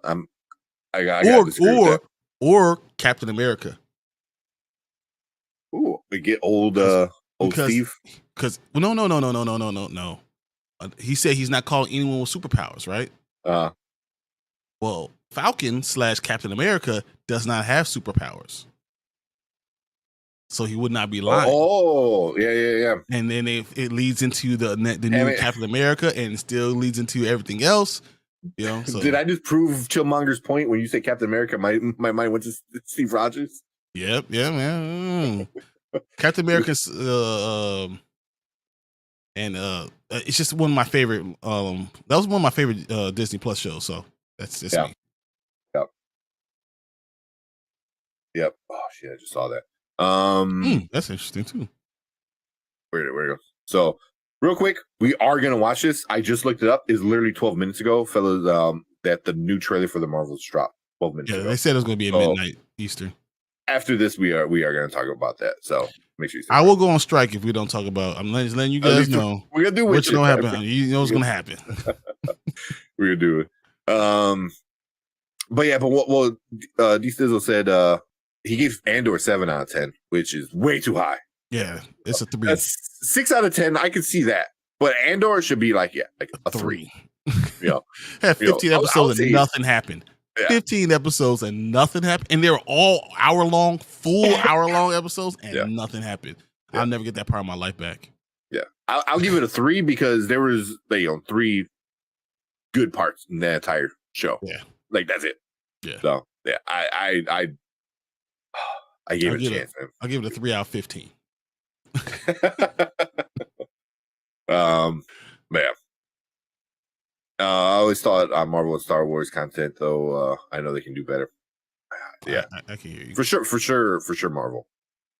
For sure, Marvel. Yeah. Yeah, they rarely follow the comics, so I wasn't too surprised. Mhm. No, but It's a at least different they kept close enough, you know, because like Civil War, you know, that's a huge event in Marvel, and they And kept it they didn't have all close-ish. the rights to everybody that could have been the Civil War. Yeah. I mean, they broke their back trying to get Spider-Man, and that was awesome. And the But roots. yeah, you know, but it kept it close enough. This one is it's not keeping close. It's Like, not at the all. same storyline, and to the point is that I don't know what's going to happen. I have no idea what the hell they're going to do. Yeah, I agree. Secret Invasion should have been a movie.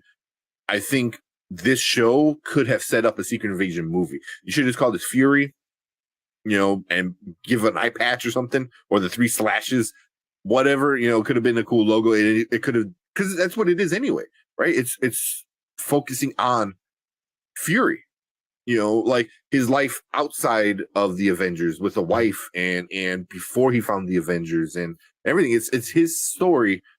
You should have just called it Fury. You just call it Nick Fury or something. Give him his time. The storyline would have to be different. I mean, you could have changed it. to do. You could have changed it a little bit.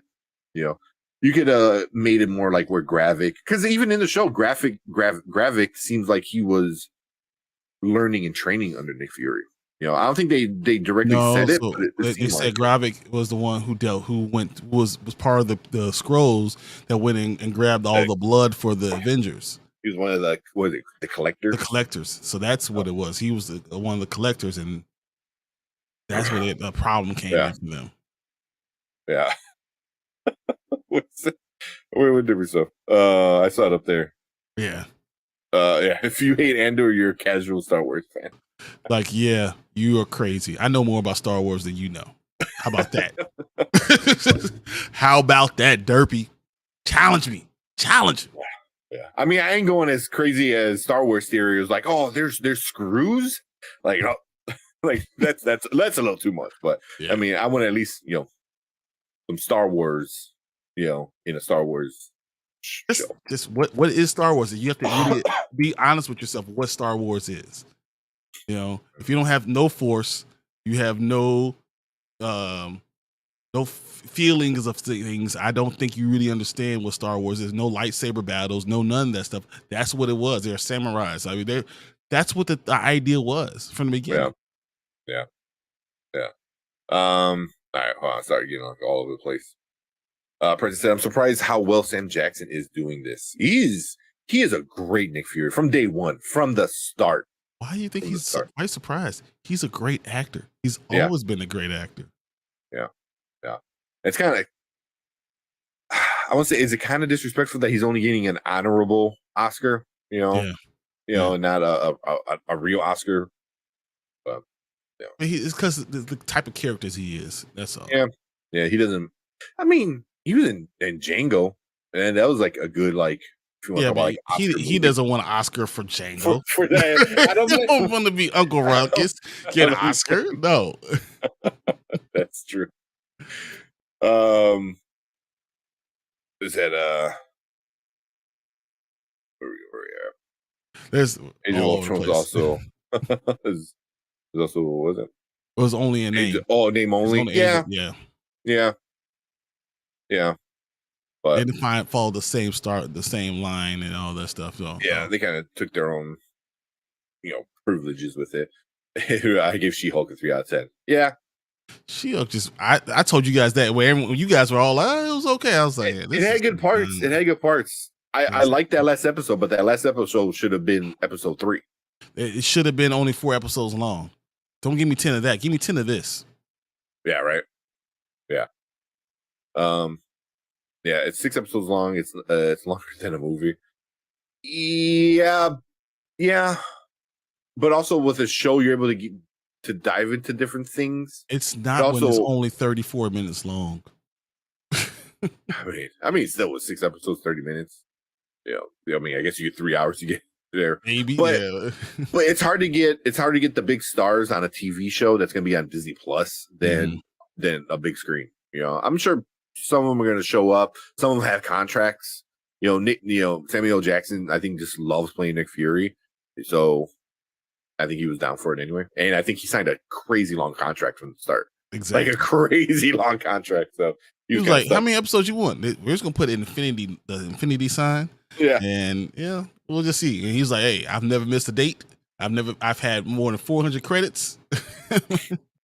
Yeah. So yeah. I think Fury is a tough sell for average viewers, especially young people. Wow. Oh, that's a good point, because this one is very even like this episode. It talks about marriage and living a life, and stuff that maybe some younger people might not have no idea about, or they don't appreciate yet. Like how it is to like live. And it's exactly what Priscilla said to Gaia. You have no idea what it means to build a life with somebody. You have no idea what it means to sacrifice. You're still young. You have no idea. She said it specifically to her, and because Gaia went way too far. She was like, "Look," she almost called her the B word. I don't slap her. That's what I was like. She was like, "Look, all right, look, I'm gonna let you know. You have no idea what you're talking about. How about you stay in your skin before I slap you?" Yeah. That was probably one of my favorite scenes. Like when there's an older person talking to a younger person. Like that's like just in general, not just from the show, just in general, because it was this very heartfelt moment that they were having together about loved ones and stuff like that. And when she's like, "Oh, when you find a person that loves you, you get it." And he goes, "Yeah, but what'd she say? Like, does love you like what you said? Keep you on a planet or something like that." Like it was. No, she said like, "Oh, does he love the real you, or has he seen you, or is it just the mask that you put on?" And she pulled back, like you said, she was gonna like slap her or say something, and she goes, "Oh, I'm sorry, I didn't mean to offend." She goes, "Yeah, you did," and I'm like, I legit, I'm like, what? And she goes, "Yeah, you did, because you're young and you think you know it all." I was like, wow, man, they just flat out threw out and it's such a small, quick part of the show, and I was like, wow, and because bringing up young people and then that happens, that's like, wow. I really, really appreciated that, because like you were trying to be a smart ass, and now you're like, well, I'm sorry, I didn't mean to offend. Like, yeah, you did, like, without skipping a beat. She goes, exactly. But no, it was such a, in my mind, my eyes, like that's like my mom, how she would respond immediately. You did mean that, and don't try to cover it up by trying to be polite. No, this is what you meant, and you have no idea what the hell you're talking about because you don't have the time in. You don't have the life experience. You've never known what it is to love someone else and have to accept people for their flaws and all those other things. Until you have that experience, you have no idea. And it was so cool. It was so quick. And then the bullets start firing, and she still was there. Hey, we're gonna do this. Mm-hmm. And that was cool that Priscilla knew that Gravik was going to send hitmen out for her. Yeah. And she just was ready. Let's go. Yeah. That whole scene was really great. And I thought it was going to be a little longer, but that action scene was super quick. Super quick. Honestly, they only had like 10 people to send after her because I know. It's like, how many people are you going to send? How many people are actually going to listen to him now too? Because real quick, let's talk about that for a second. Oh my gosh, that was amazing. Yeah, like, because I remember we talked about that. I was like, he's gonna get a little too big, and because then they go into that other conversation is like he's quote unquote young, so he thinks he knows it all. So he's like, "Oh, if you're not with me, you're against me." But it's like, but what are you? What being with you means you're trying to help our people.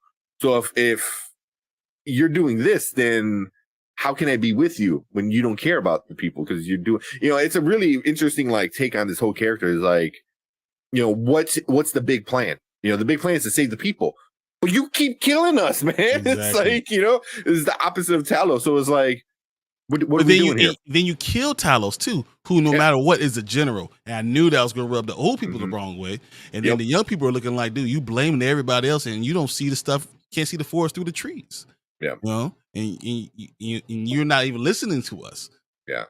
That's why I'm like, I don't think it's going to be Nick Fury that takes down Gravik. I think he's going to take down himself, and he's going to, you're not a leader when no one's going to follow you. Exactly. And that's what it's going to be. And I think he's just going to, I don't know if he's going to stick around. I think he might stick around. You might see him in a movie later. I don't think he dies next week. I do think he dies. I think Guy kills him. Maybe. I kill take my that mama. back. You kill my dad. I'm killing you. I think that's what's You killed me. Yeah, you shot me too. Yeah. Let me return the favor. Yeah. She would be the only one that would do it. Yeah, but because I mean, no one else can do it. Nick Fury with his eye patch don't mean nothing. That means he's planning stuff. That's all that meant. He put his eye patch on, put his leather on. He was like, whatever. That just means he was planning something. Yeah. But also, she could like kind of start acting like her dad, where it's like, I can't kill you because at the end of the day, you are one of us. No. You don't think so? She killed her mama and her dad. And her dad. No, there's no doubt. She had to burn them. Yeah. And it was other little things like, the fact that she didn't know the prayer. So her connection is severed. Really. Yeah. You really, because you're so young, you didn't care about the ways. You probably didn't care about the ways when you were there. That, that's so much that you don't know. And you're not going to be able to know because your parents are gone. Mm-hmm. Yeah. Yeah. Because I mean, Nick Fury is like the closest family at this point. A human. So, yeah. Stunts for Sam Jackson. Oh, I see you guys talking about Star Wars. We're gonna get into that. I'm just going to bite my tongue and finish this because part of what I'm saying is about some of the stuff I want to say right now too. But yes, Sam. I don't know if he's doing his own stunts though, but I mean, what's he really doing that needs stunts? Rolling? Yeah, roll. Falls to the ground. He's still Shaft. Come on, man. I was going to say his slow man run. That was one thing. Was it last episode? He was like running. He's like, like, oh man, yep. That's how someone with bad knees runs. I know. Yeah. Is there any part of this episode that you didn't like? I don't know if I didn't like anything.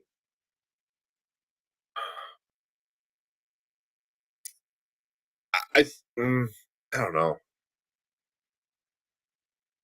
The way it started, the way the Gaia and Sam, the Gaia and Nick Fury's interaction, I didn't care for.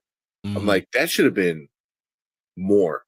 Should have been more emotional. Should have been more anger or something. And it just kind of like came and gone. No, it was like, to me, it felt like he was not grieving. Mm-hmm. And I was wondering why. Yeah. How could he not be grieving? So I'm hoping that comes out. Because, I mean, you got to remember that at the end of the episode, he's talking to someone on the phone. I don't think it's Gravik. I think he's talking to someone who has a plan with. And I believe that plan is someone that we don't know that we're going to see. I threw out things. Is it Sam? Is it it's Captain Marvel? I've heard that. But it could be someone else. It could be, as I said, Maria Hill that died. It could be Talos. It could be something that he has planned and showing that he had all this planned out all along. That he really has. Could it be Monica? Because him and her are in the trailer. We're gonna watch this new trailer, but in the first trailer, she's working with him in the space station, Saber. So it was like, would Monica? Would he like, hey, I need your help? Where's Carol? I don't know. She's off doing. But she has powers, and I think he wants to keep people that are powers away, and that's why I don't think it's going to be a superhero person. He said specifically, I don't want any of those Avengers people around me. And that's why I keep thinking. That's why I said Sam, because he doesn't have powers. Yeah, you get his blood. You're gonna learn how to be a great soldier. I mean, that's just like anyone else. I mean, and talk to Falcons. He learned how to throw a shield. You can learn that too. Yeah, right. So little mini shield, his eye patch, the gamut throwing him. Oh man, yeah. I don't know, man. But one thing I did say. Remember when I said I think Gaia might become Maria?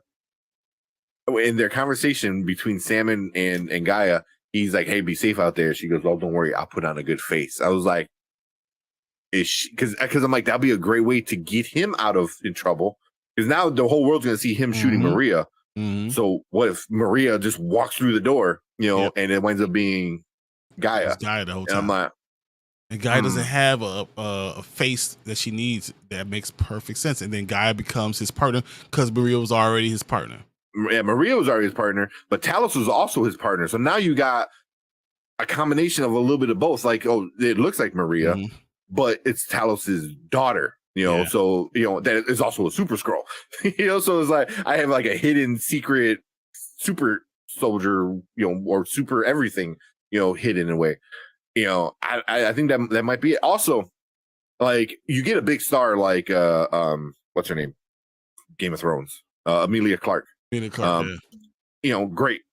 I don't think she's gonna stick around. I mean, Colby Smulders, she's a TV person. Colby Smulders said that she's not going to be part of it anymore, right? That's what she said. But also, Andrew Garfield said he wasn't in Spider-Man. That's true. So like them saying anything about like being in or not being in it, I don't think matters anymore. But I could see that happening. You know what I mean? I could definitely see that happening more now. After she said that, I'm like, is that a hint? Like, oh, don't worry, I'll put on a good face. So I was like, what does that mean? Because you can literally put on a face because you can shapeshift. So, but she just walked away though. Yeah. So I'm kind of curious. So, and I'd be cool with that. I mean, yeah, you killed the real Maria Hill, but I like Colby Smulders. So, like, I'd rather see Colby Smulders come back as Maria Hill. I think she's out. I think she is out. Even though I agree with that guy would do that, but I think they'll just change. It doesn't matter who they have as that person. Yeah, exactly. Yep. Are you talking about that? Oh, we're gonna get to this whole conversation in chat right now. Yeah, exactly. Do you think that he's gonna give Gravik the serum? Oh, I think he's gonna give him a serum. But I don't know if because I don't know, because we didn't know is that what do they call it, the harvest? The harvest. What is the harvest? Is that just every single one of their DNA? That wouldn't make any sense. That's all their DNAs. And they can break one down vial. DNA. It could. Yeah. I mean, I think it looks so much like a bullet to me, and I was wondering, is it like the anti? Something like they will take all those powers away from him and make him a regular person again. It's just Sam Wilson DNA. Oh man, that's terrible. Yeah, Maria was wasted, literally and metaphorically. Too soon. Yeah, exactly. Yeah, I don't know if that's the one he wants. I think it's gonna be. I think he's gonna. It's Nick Fury. He's gonna trick him and do something stupid and do something. I don't know. He shrinks him down to Ant-Man size and traps him in a little mini cage. I don't know.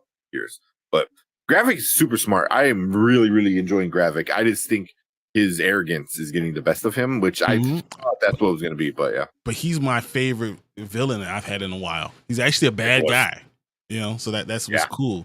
Actually having a bad guy with a good motive. Like, I understand his motive. There's a lot of people like, oh, I don't get why he's doing it. I was like, you're pretty much used and lied to your entire life. Mm-hmm. You're gonna be upset. You're gonna be upset. And that's why I understand exactly why everyone was following him. I understand why Priscilla followed him. I understand why the rest of the Skrulls followed him, because they need something. They need a planet. They need something positive to happen for them. And the fact that nothing's happened in 30 years, come on. Yeah. So I don't know. What else you got? You got anything else? No, I'm just wondering what we're gonna get in episode 6, the final. We already got Nick Fury kind of turned back to Nick Fury. I think we're gonna find some of these deaths are not, these people are not gonna be dead. He is going to meet Gravik. I think he goes into that warehouse that all those people's bodies are being stored. Mm-hmm. And he's gonna find all those. So we're gonna see the real Rhodey after someone kills that one. I think Priscilla kills him. Matter of fact, Priscilla kills Rhodey. All right. I see that. Gaia kills Gravik. And I believe a lot of those other people, they're going to come back out because their bodies were all in that facility. Mm-hmm. And Nick Fury is going to save enough of them. Yeah. Like right now. And maybe instead of Gaia doing it, what if we find out that Maria Hill was a Skrull. And then the old Maria Hill is actually still in that building. In that building. Mm-hmm. That'd be cool. I'll be cool with that. I just want her back somehow. Just figure it out. I don't care. Like, figure it out. But I can see that because right now it looks like the whole world's gonna hate him. But then if he winds up saving like everybody, dozens of leaders across the world, they were like, wait, no, he's a good guy. So yeah, I think that's how that's gonna happen. Because he's gonna come back as being like, oh no, he fights for the good people. He saved us. Yeah. So the details, I don't know. And then we'll finish off with some Xavier comments. Gravik has been one of my favorite Marvel TV villains in a long time. Yeah. Besides, I mean, would the King variant? Yeah. I was gonna say, would he even count as a villain though? Because he didn't really do anything bad. I mean, he was the man behind all of it, but that's just it. Yeah. He blows the Flag Smashers out of the water. Yeah, exactly. But that whole show had a lot of issues. They had to change what they were gonna do because of COVID. They were gonna. From what the rumor is, they were gonna put out a pandemic into the world to kill half of the world, so things can go back to the blip. They're like, oh, let's not do that right now. Yeah. But I still think especially because I think I was talking about that with Falcon and the Winter Soldier. As a black man, it that really resonated with me because of all the things you got. All the Super Soldier, all the actual events that you got, kind of resonated with me, and I'm enjoying this one because it's like that. But we're getting it as just a person. Like, I don't have to be a superhero and to be super. I'm getting those type of, but you're still getting the action. You're still getting greatness. So I'm enjoying this one. I think I've enjoyed this almost as much as I enjoyed Wanda. Wanda's probably still ahead of it for me, but this is probably my third favorite one we've had. I could probably put it up there too. Loki, Wanda, and Loki's Secret Invasion, and then Wanda. Yeah. Some of these other ones were good. I had fun with, but Miss Marvel, I had a lot of fun with. A lot of people hated, Moon Knight. I had enough fun with it. Yeah. But yeah, definitely somewhere in the top 3. I could probably give it number 3. So I'm liking it. I'm digging it. But we'll end off with promoting Chaos Central. So make sure you go Chaos Central with 2 Ks. That's with Anzo and a lot of his guys over there. Hopefully I can come on this week. But right now it's mostly Brian. They really think it's only one of us. They honestly believe it's like, I've never seen you guys besides the one show on you guys on your show when you could do whatever TV magic you want to do. I never seen you guys on a show together, so I don't know. Yeah. So hopefully right now it's mostly Brian. I was on there for one episode, but hopefully me and you both can get on there. But check them out every Sunday. They do a full breakdown with a whole panel of 5 to 6 people. So make sure you go check out Chaos Central. That's always a lot of fun. But I don't know. You got anything else, man? Get out of here. I was saving it for Chaos Central. Yeah. I'll argue with everybody with that one. Exactly. But cool. Appreciate you guys checking us out. If you clicked our video, appreciate you guys checking us out. Thank you. Hit that subscribe button, hit that like button. It means a lot to us. And make sure you check us out every Monday and Thursday live. We're talking about TV and movies as well. So, and make sure you hit the subscribe button. We're so close to 1,000. 8 away, guys. 8 away. 8 away. So we'll do that. But if you're watching live, appreciate you guys as well, everyone in chat.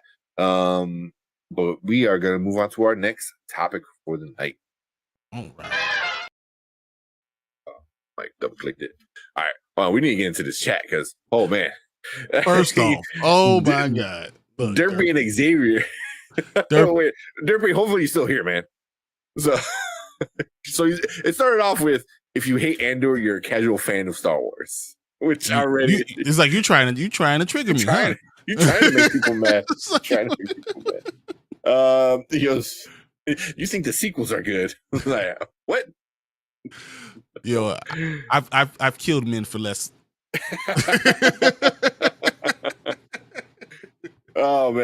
No, the sequels.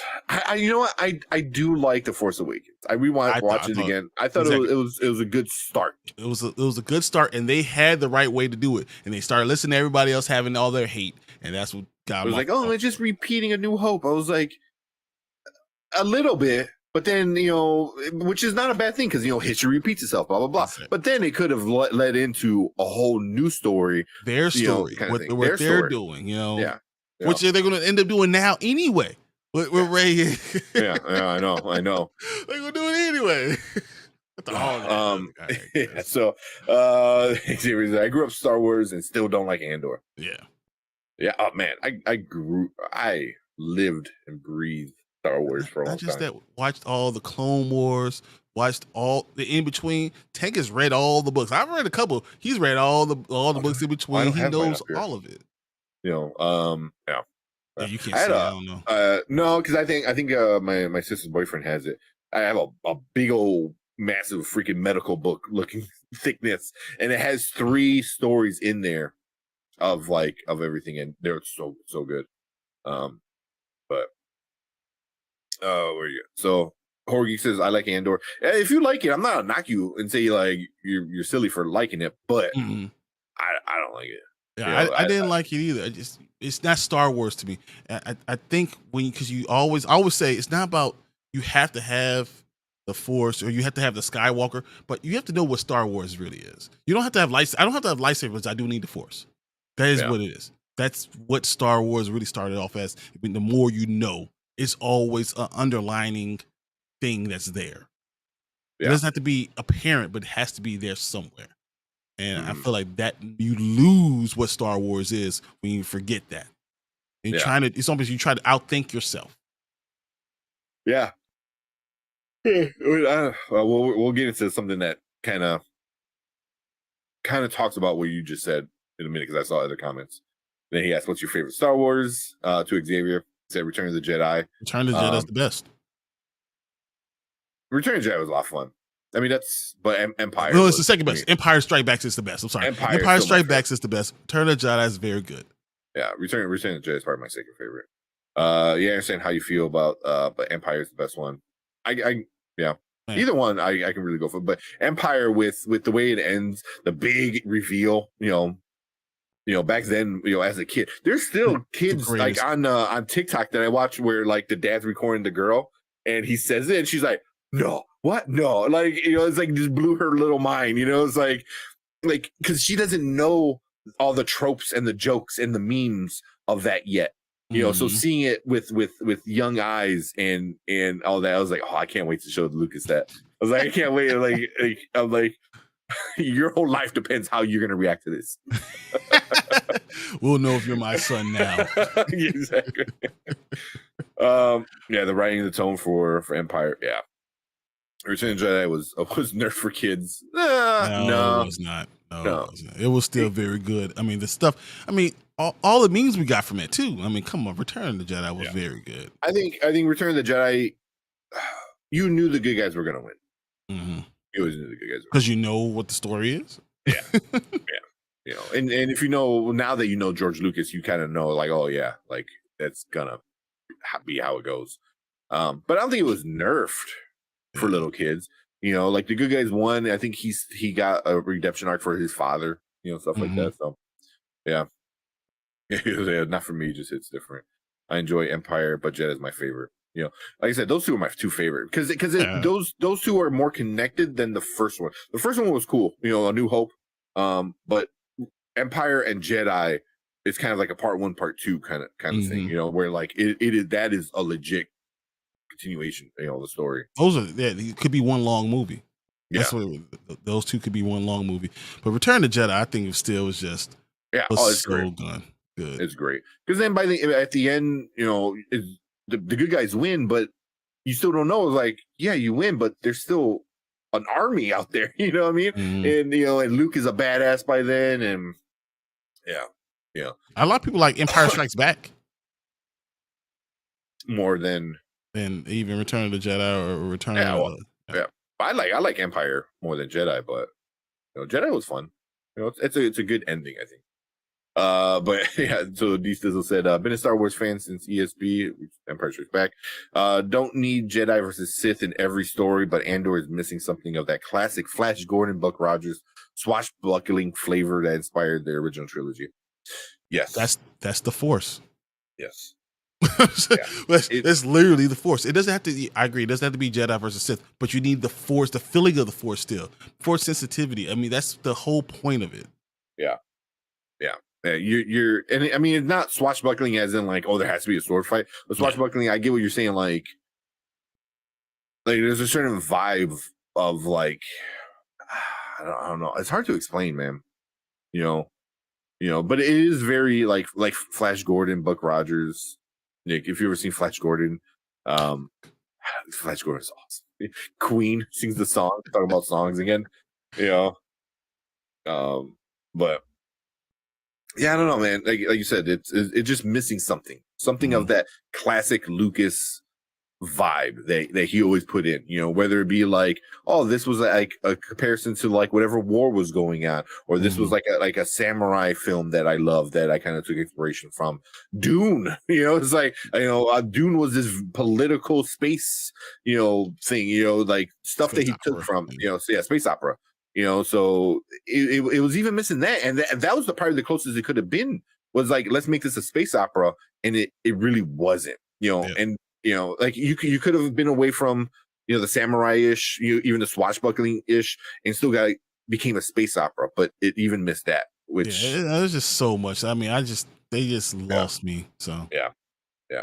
I mean, well, I'll see about season. I'm not gonna not watch season 2. I'll watch it and see what it does, and it would need to do a lot to save season 1. A lot. I think I hope that if it the closer it gets to what's the movie Rogue One. Rogue One. The closer it gets to Rogue One, the better off I think this series is going to get. Yeah, true. And it's going to be right there. It's going to be literally before Rogue One happens. So it's going. I mean, it's going to be better. Yeah, it's going to lead up right to it. And Debbie said, Andor is literally what fans have before Disney bought Star Wars. I don't understand why there's hate for the show. It's literally a story from a new character and new perspective, which nothing fans wanted. Happened. Derpy. That was the issue. Nothing happened. Nothing was really like. Yeah, because the whole time, even at the end, he was a reluctant hero. I was like, because in Rogue One, he's not so reluctant. Like, he's ready to fight the good fight. So now we're gonna get like what? How many more episodes of him doing that? Like, what's 8 maybe? Yeah, another 8 probably. I think he'll get another. So it was like, that's still a lot. Like, he needs to become the guy who is not selfish. And you wasted a whole season of him not doing that. Even if he has a character arc that takes a little time, let something happen. Yeah, let's have something. Even if you're not developing the characters, let something happen. That's all I'm asking. Yeah, like the last episode was one of the better ones, but it was the last episode of the season. By then, people stopped caring. Yeah, people checked out. Episode was I think episode 2 or 3. When they were 3 or 4 was it? Whatever it was. Train heist. Yeah, that heist. The heist was good. Mm-hmm. I forgot what episode that one. That was probably the best, and then nothing until the end. So. And this D Stizzle said, Derpy, I personally don't hate the show. It was a decent show. I definitely don't think it is greatest thing since sliced bread. Others are saying it is. Yeah. John Campea thinks it's like the greatest freaking thing ever. I was like, that's where I mean John Campea like come on, you're like, slow down. Yeah, it's so overhyped, it's unreal, but kudos if you love it. Yeah. And then Brandon comes in here. He's like, I like She-Hulk. She-Hulk was awesome. Like, no, man, no, it was not. I thought the ending was good, but there's too much filler. Like it was more filler than things that actually happened. Yeah. Back on Star Wars. So D Sizzle said Rogue One has that swashbuckling flavor. And it's the best Disney era Star Wars film in my opinion. I have to agree, man. I agree too. Like, I really like Rogue One because it didn't matter about the characters as much as the story it was trying to tell. So it was like, and I saw, and then it carried something, because even though I was like, you already know everyone's dies. You still hold on to that hope, and I'm like, that's what's a good story where you're. No, I didn't hold on to the hope. I just wanted to see the story. I knew. Yeah, I was like, you're dead, you're dead, you're dead, and you're dead. But it's okay. I still want to see how we get there. Yeah, and it was so well done. It was so and then throwing that little Vader scene at the end was just the cherry on top. But yeah. Rogue One was definitely the best Disney one so far. I'll put Force Awakens up there too, but Rogue One's number one. Yeah, but you know what? This is why I have hope for it. I feel like eventually Andor 2 could be good because it's going to start getting to that Rogue One storyline. So things are actually going to happen. You're going to put people are going to have to choose sides. You're going to have to actually have good versus evil. So I mean, if all those are possible, I mean, this would be good. I mean, it could be good. Yeah. But I agree. I thought episode 7 was good. So yeah. It was like I said, it was a good start. That's also what crazy because I also loved Rogue One and went into Andor expecting to tell it. Yeah, I think that's what it pulled him. Yeah, I'm like, oh, cool. We're getting Diego Luna. Love him. I love his character. It's gonna be a prequel to Rogue One. Sign me up. And then it just yeah. So here's the one that really got me for D Stizzle said the Andor showrunners aren't even Star Wars fans. Yeah, they're just good filmmakers. Good show in the vacuum, but it doesn't feel enough. It's not Star Wars. I didn't I say that every week. Every week I said this is not Star Wars. It's not bad. I mean, the stuff is just it's not Star Wars. It's never felt like Star Wars. Any episode that I watched. Yeah. I mean, like I said, the one that felt the most was the heist at the end of the heist, where they're flying against the TIE fighters and stuff like that. Where because you were in a ship and you're like, oh yeah, back to that feeling of like the getaway, like you did with the Millennium Falcon and stuff. But that was 10 minutes. 10 minutes of the show. And then that star scene, what was it? That was that 6 or 9? I think that was episode 9. I think it was. They had parts that were good, but like literally, you could have all those parts in like 15 minutes. Yeah. So, but that's the problem. I think when that came out, and Marvel's having the same issue too. When people are saying, "We don't want you to know the story." We don't want you to be a Star Wars fan. We don't want you to be a Marvel fan. We want new, fresh takes. Which that part's fine. New, fresh takes is fine. But not respecting the characters and the story and the universe and the franchise, that becomes the problem, And I feel like Andor was set up to be something good, and then no one writing watched Star Wars. Tried to outthink itself. That's always why I feel like it had a great idea and just tried to outthink itself instead of just going with it. Yeah. So that's the sad part. That's why I like Filoni. Filoni was trained by George Lucas pretty much. He's like, the son he never had, which, literally made that man cry on stage, like when Bryce Dallas Howard told him that, like he, that's still one of my favorite, like clips ever, that dude Bryce Dallas almost Howard. Yeah. And then he says, wasn't trying to turn this into a long Andor debate. But it was a good one. I was sitting there reading the whole time, and it was very good. Yeah, I know. We're trying to talk about Secret Invasion. Yeah. But no comment on the ST. What were you talking about there? Star Trek. Star Trek. Yeah, Star Trek's fun. Wait, who said? Was it Brandon Davis? Did he say it yet? He said I'm more. Yeah, there you go. I'm not gonna lie, but more of a Star Trek guy, which is fine. I like both. Yeah, always like Trek too. I've always been more into more Star Wars. My grandfather was into both. Oh, I didn't even notice. You can't even see my ring, and I'm fiddling with it. It looks weird on the green screen. It's a Green Lantern ring. I don't know if anybody. No one can tell. And I know. And I'm like fiddling with it. I'm like, it looks stupid on screen. The Next Generation was my favorite thing. Like I've watched all the episodes like 45 times. Yeah. I think that was the one that probably brought a lot of OG fans back in, new fans in. That was it. So he said, Empire Strikes Back favorite from the original trilogy. Return of the what is it? Rise of the Sith. Rise. No, that's prequel. Yeah. So Return of the Sith. Yeah. Yeah. Both of those. I didn't like the prequels, but that was probably the best of the prequels for sure. Was that my favorite prequel? Phantom Menace sucked. Besides the fight scene. Oh, Clone Wars super sucked. Even with the fight scene. You know, and then Revenge of the Sith was that's the good. Only one. That's the only one. Yeah. You know, because it sets up Vader. You know, that's when you actually see Vader become Vader. You know, or Anakin become Vader. You would have chose that one. Yeah, I got the high ground. Don't try it. Yeah. Yeah, Revenge of the Sith is the one I like. That's fine. Yeah, that's the best one out of all three.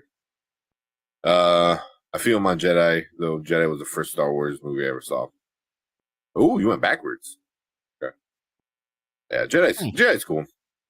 I mean, my second favorite. So yeah, and Hoagie Empire is my favorite. That's a good one. It's a good one to be. Yeah, it's so like Empire is so good because like I think not a lot of films did what they did, where they're like you know another one's coming. I think at the time they already announced there's gonna be a trilogy, and then the middle one ends on a bad note, and you're just like, wait, the good guys lost? Yeah, what's going on? It's like plus the big I am your father thing. Yeah, man. No one saw it. No one knew, and they kept it under wraps the right way. That was so cool. Yeah, you were able to do that back then, not anymore. Yeah. Andor needs more legacy characters in season 2. Yes, Bail Organa, Tarkin. Oh my god, Tarkin, that'd be cool. I'm not expecting Vader, but maybe a few Empire scenes where he's getting ready to dissolve the Imperial State. The Emperor State, yeah, or Imperial Senate. Yeah. Oh, that'd be cool. I wouldn't mind seeing the Emperor coming in and is like, and you're all fired. Yep. You're no longer needed. I don't need any of you guys. Yeah. Because isn't that what they start to show in that show, right? Where there's only a few people left and all the empty chairs, all the empty chairs, which I'm like, so it has things that they could really do well with. And I feel like because the people making the show don't know Star Wars, you missed out on stuff like that. You're like, oh, this could be cool. And you're just like, oh, and just blew past it. Yep. Exactly what happened. Over and over again. Over and over. Yeah. The connecting tissue just was not there. Yeah. That's my hope for Andor season 2. Please get closer to the Rogue One story. Exactly. Which I think they will. Hopefully. So far, Andor characters like Luthen, Mon Mothma, Bix, Kalen, Cassian isn't a good protagonist in the show so far. That's all. He could be, but he could be. He has to change who he is. Yeah, and that should have happened already. That should have happened by the end of the season. We should have seen him be more selfless. 1,000 episodes, an hour long, and nothing changes this dude. I'm like, come on, bro. Yeah. You've been to prison and out. You broke out of prison. You still the same dude? Come on, man. Yeah. Like that was a really cool episode, I thought. Like the whole prison thing, him breaking out and stuff like that. And then it didn't matter. And then it does nothing after that. Yeah. Was in I always pronounce it. Danny Newton. Danny Newton. Solo. Was Danny in there? I don't remember if she was in Solo. I love Danny Newton too. So I know did Brandon bring her up last time? Probably. Was she in Solo? I think she was in Solo. She was. She wasn't. Yep, she was. She was like the BF or not BF. She was like in a relationship with. She was Val, right? So she was. What's her name? Woody Harrelson. Like she was like hooking up with Woody Harrelson's character, right? Yeah, whatever. Beckett. Yeah, Woody Harrelson. Yeah.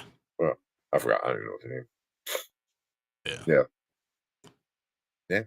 Solo just no one liked it, so it doesn't matter. Oh, I see. Sequel trilogy. Sequel trilogy. Yeah. Oh, okay. Wait, you said you liked? Oh, I don't know. No comment on the sequel trilogy. Okay. Oh, yeah. Okay. Yeah, you don't want the hate. I've been looking for the damn ring over here. I didn't even notice it. Yeah, because I'm obviously a big Green Lantern fan, and they were giving these away in my comic book store. What? Yeah, it was for the release of the comic run. The run of there. The new comic run. Yeah. So they were giving away the green, the white, and the black. So, and I don't have the white, so I was like, I'll take that. And then I'm like, I can't not grab a green one, so I grabbed an extra green one. Yeah. I love Star Trek almost as much as I love Star Wars. Me too. That's where I am. I've been watching more Star Trek, especially the new generation. Yeah. DS9 is my favorite Star Trek show. Really? Deep Space Nine, I don't know. It was almost like a continuation, but Worf was in it. They had enough characters that kind of kept me, involved. So yeah. My parents were into Star Trek, but I just couldn't get into it like Star Wars. Yeah. My grandfather was like, I would come home, go to their house, and almost guaranteed there was a Star Trek episode on TV. If it wasn't, it was something else nerdy. Like the Highlander show or Beauty and the Beast with Ron Perlman. I remember that. Oh my gosh. Yeah. Cassian did a lot of dumb stuff in that show. Oh, so much. Because the whole time he was being selfish. I was like, he needed to learn to be the hero, and he still hasn't. He hasn't. We're going into the next season, and he hasn't learned how to be the person he is in the movie. So, yes, Deep Space Nine. Why was there never a Deep Space movie? Because they didn't have enough of a leader. The leader wasn't the best character. The characters, the world they built was great. The leader never was that. And I think the movies, because of what you had with Picard or what you had in Kirk, never had that. Who was the captain in Deep Space Nine? What's his name? The black guy. I know. And I don't think I watched. What is his name? Oh my god, Benjamin Sisko. I just think I can see him in my. Avery Brooks. It's Avery Brooks. Yes, Avery Brooks. Yes. Okay. Yes. That's good. So he just wasn't a strong enough, like Sisko. Really. So yeah, Sisko just wasn't. He wasn't Picard. Sisko wasn't. Kirk. He wasn't that. Plus, he was black and he had a son and all this stuff. So it was a lot of stuff. There was a lot of stuff going in. Yeah. Yeah, Sisko. It's not about him being cold. Sisko is a cool character, but he's not Picard. Picard is just has an aura around him. Yeah. And that's the same thing with Kirk. Kirk had an aura around him. Yeah. Man, I know you're gonna be so mad because it's so late and we haven't talked about. We gotta talk about the Witcher. It's all right. You know what we're gonna do? We'll find some time this weekend. No. We'll find some time this weekend. Nope. Because I do want to talk about it because what Brandon said in chat, and then what I get from you, I think I'm the complete opposite of you guys. So I'm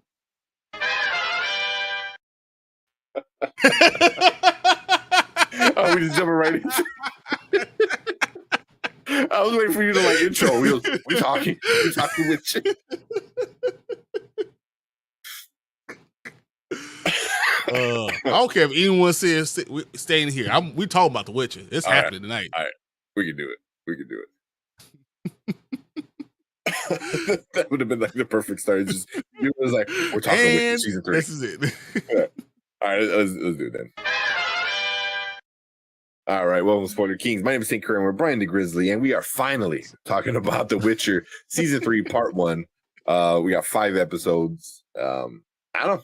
Brandon can't join us. I don't know if he wants us to tell his opinions because he kind of told us a quick thoughts, but we might wait for that. But what did you think about Spark? I felt like they did a lot of building. They did a whole lot of building, but I feel like the stories were very bleh. Like the writing was not as good as I thought it was going to be. I still like the characters. I still like the acting. I still like a lot of the stuff because I like the world. I like the world that they built, but it was just okay. Especially after having been gone that long, I thought we were going to get more. But I can't say I can honestly say every episode I enjoyed watching. Yeah, it's very weird because like I love Yennefer, like she's awesome. Like oh my god, she's awesome. You know, and you know of course I love Geralt. Series is less annoying as she was before, so like that's you know she's that helps me on that.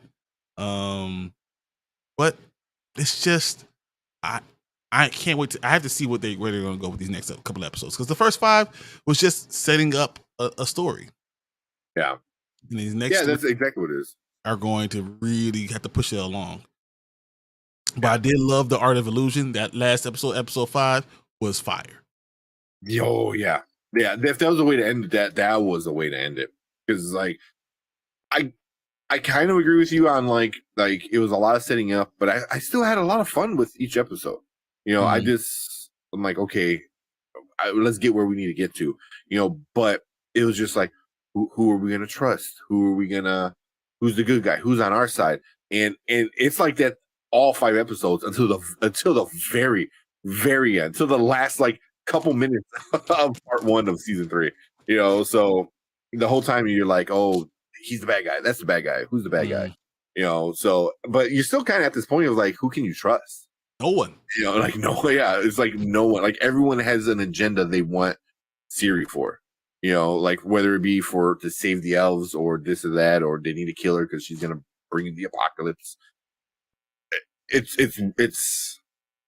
interesting, you know. And the whole time you kind of feel for her. I felt a little bad for her, you know, because like she wants to be stronger, she wants to do this, she wants to do that, but I don't know. You know, it's like a little kid with their honestly not like ignorant, more I don't know.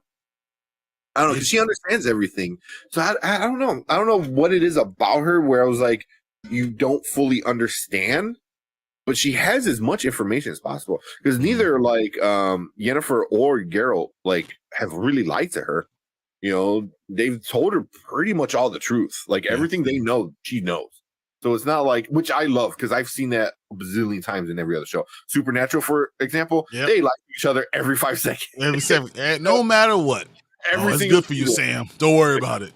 You know, like here's like Geralt is very just here it is. This is what it is. You know, and I think Yennefer learned to be like that too. You know, but yeah. So I will say this. I love the progression that we've had for Yennefer and Ciri's relationship. Yennefer really becoming a mother. She's really become a mother.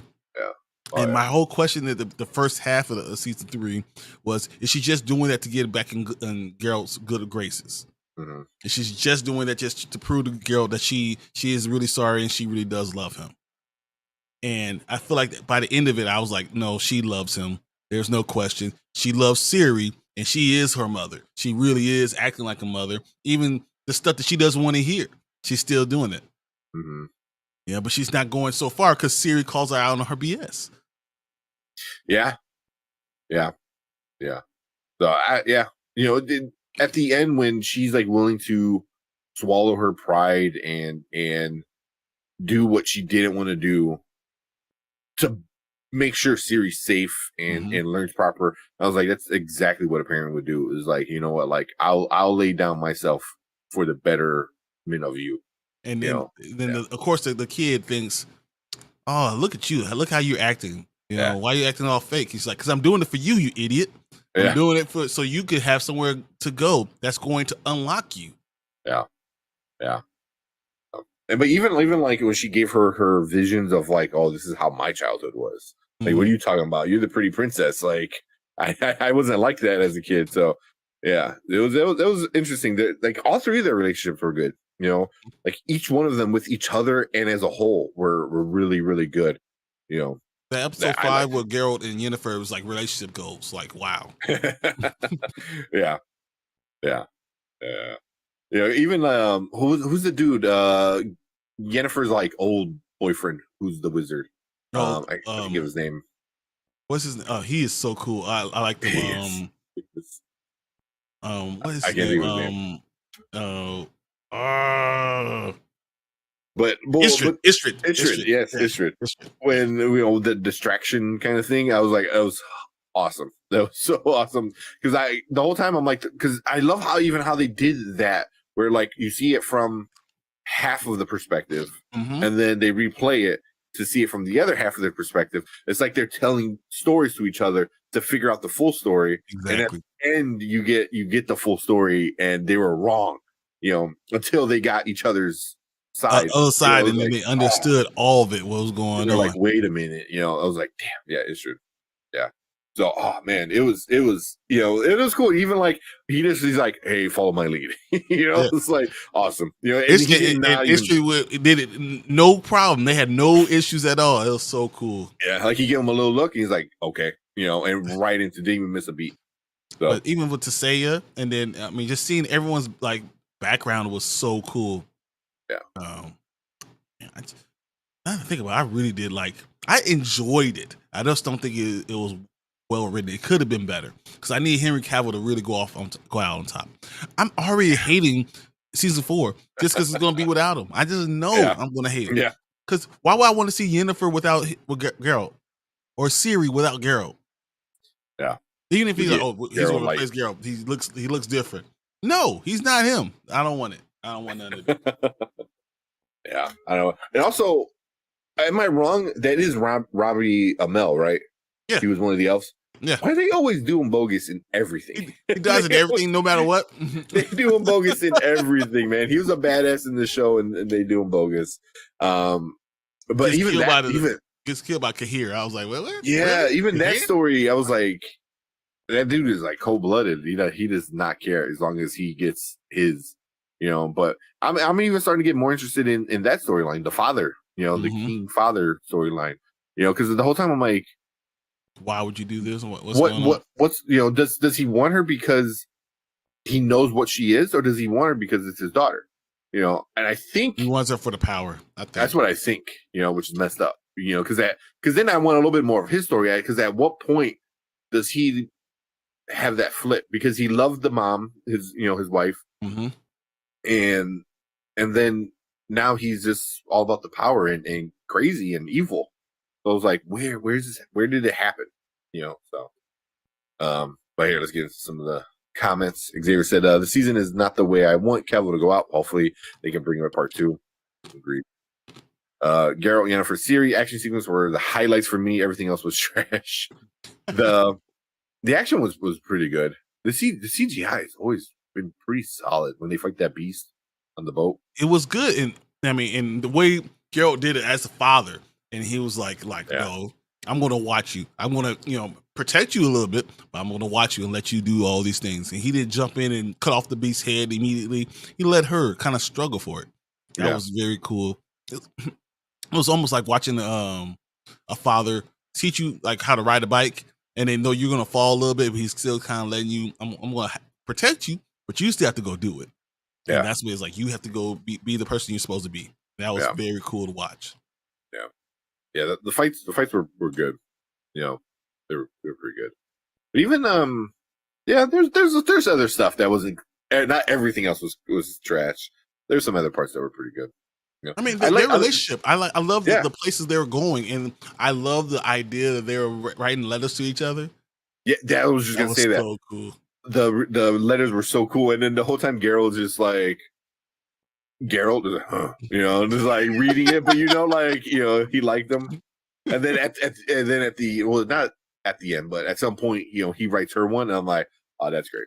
That's great. For every 20 letters she wrote, he did one. Exactly. But it was obviously he was still pissed off at her, which makes sense.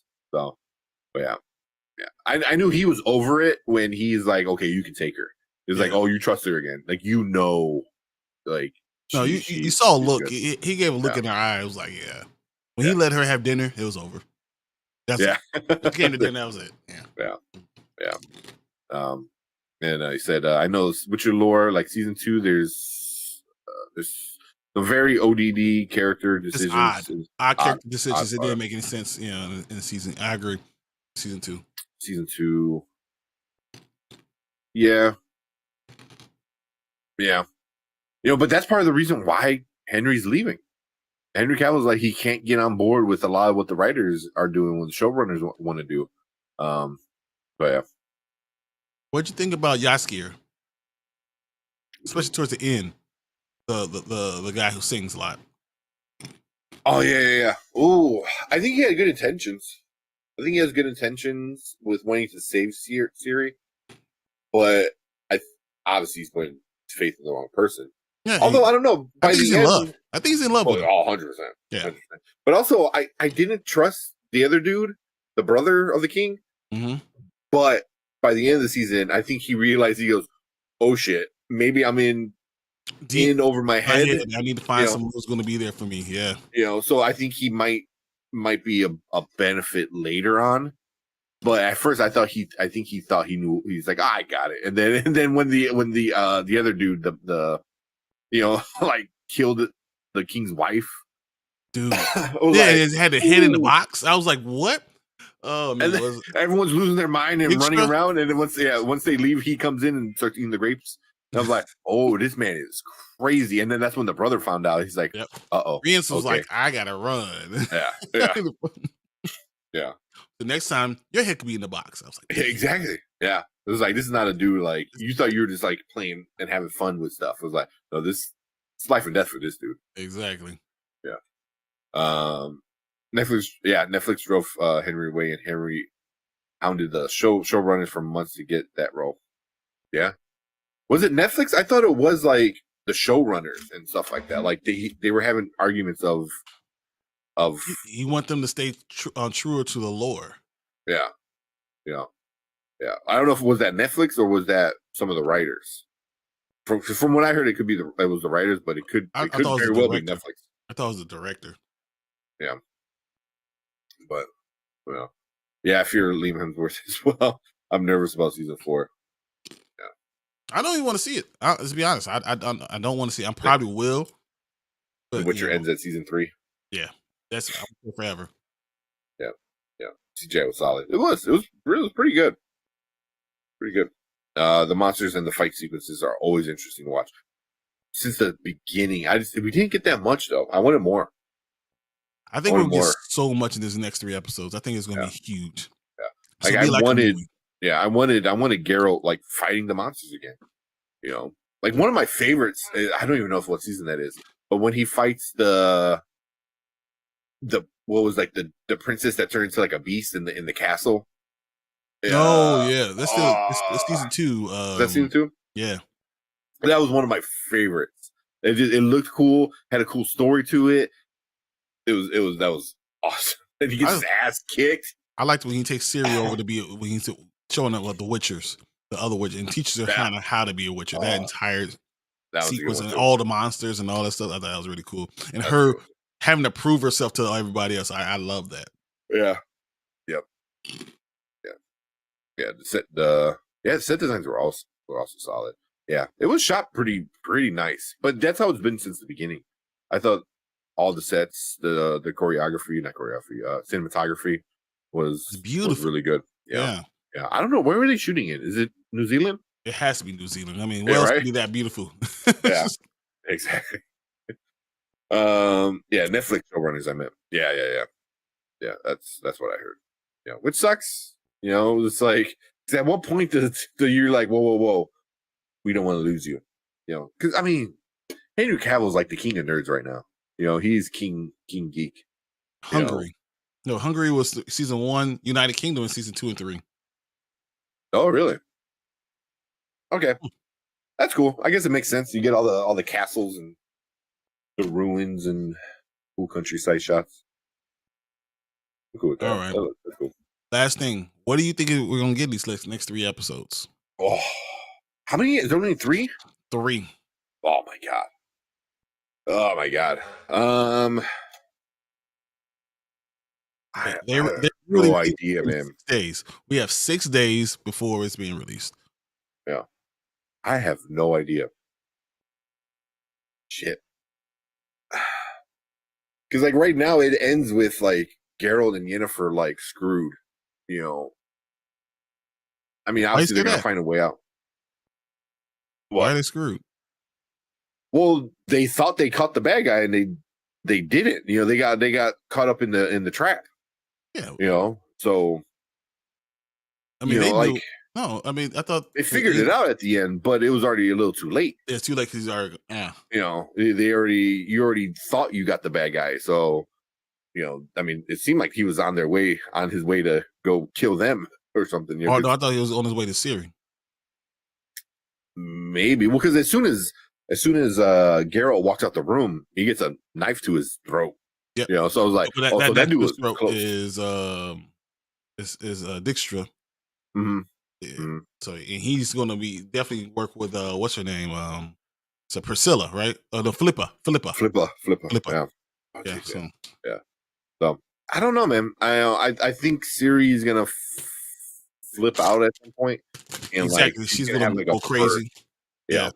She's gonna have a burst of like of magic kind of thing, and it's gonna scare a lot of people. I think, you know, and it's instead of the what was it, the Covenant or whatever, what the conversion, not conversion, what was the big party that they were having? I think it's gonna do the opposite. Instead of bringing everyone together, it's gonna make all the everyone. And they're just gonna go back home and like, oh, we need to get ready for this crazy fight, and it's gonna like lock up the mages with their kingdoms, and like no one's gonna want to hang out anymore. I don't know. I think the Brotherhood is going to try to protect her. I think that's what's going to happen. They're going to see the power and say, we better teach her or not. Or we're going it's going to be basically revisionist history. So the same thing that they saw with Yennefer, they're going to say, we can't do the same thing. So we need to teach Ciri how to do this stuff, how to protect herself, or we're going to end up in the wrong side of this. Yeah, I can see that too. I hope that's the way they go. You know, but that might be too much of a good story for a universe that a lot of bad stuff happens. That's true. You know, yeah. But I would not mind that because I want to see her stronger. I say Geralt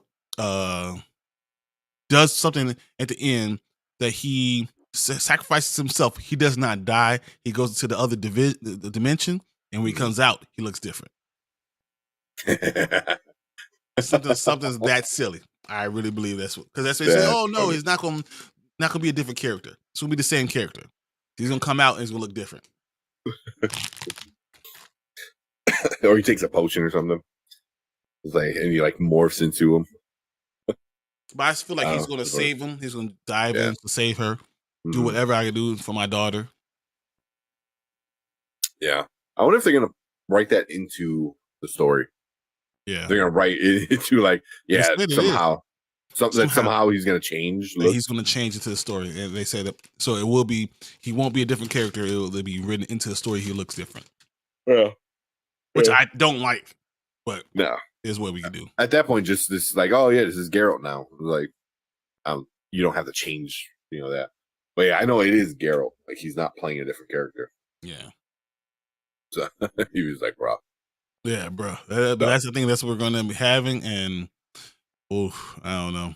Yeah, I hope I would rather them kill Yennefer and girl because I just don't want to see her without seeing Henry Cavill. It'll hurt my heart. Yeah. No, you belong together. Yeah, so I know they were doing like promotion, but without Henry Cavill. So it was the girl who plays Ciri, the girl who plays Yennefer, and the guy who played the music dude. I can't think of his name. Jaskier. Yeah, Jaskier. You know, so they were doing shit without Henry. I was like, damn, he's like out, he's done. It's so funny because Yennefer is like the girl that plays Yennefer, Shalatra, whatever, is like 27, and Ciri is like 21. You know, And of course, Henry's is 40. Yeah. So she's actually closer. Yennefer is actually closer to Ciri than she is to Geralt. Yep, it's hilarious. Well, in the show, aren't they supposed to both be like hundreds of years old at this point? Yeah. Or something like that. Yennefer is at least 500 years old. Yeah. Oh, that's what.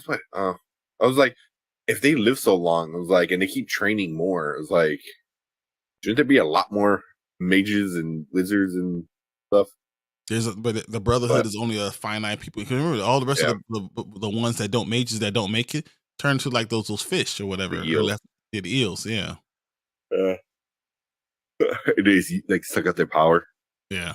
Like they said, I just prefer it to be a different character. Me too. Yeah, but having the Witcher without the Witcher, But that's what you shouldn't do it. They should have figured it out. Yeah.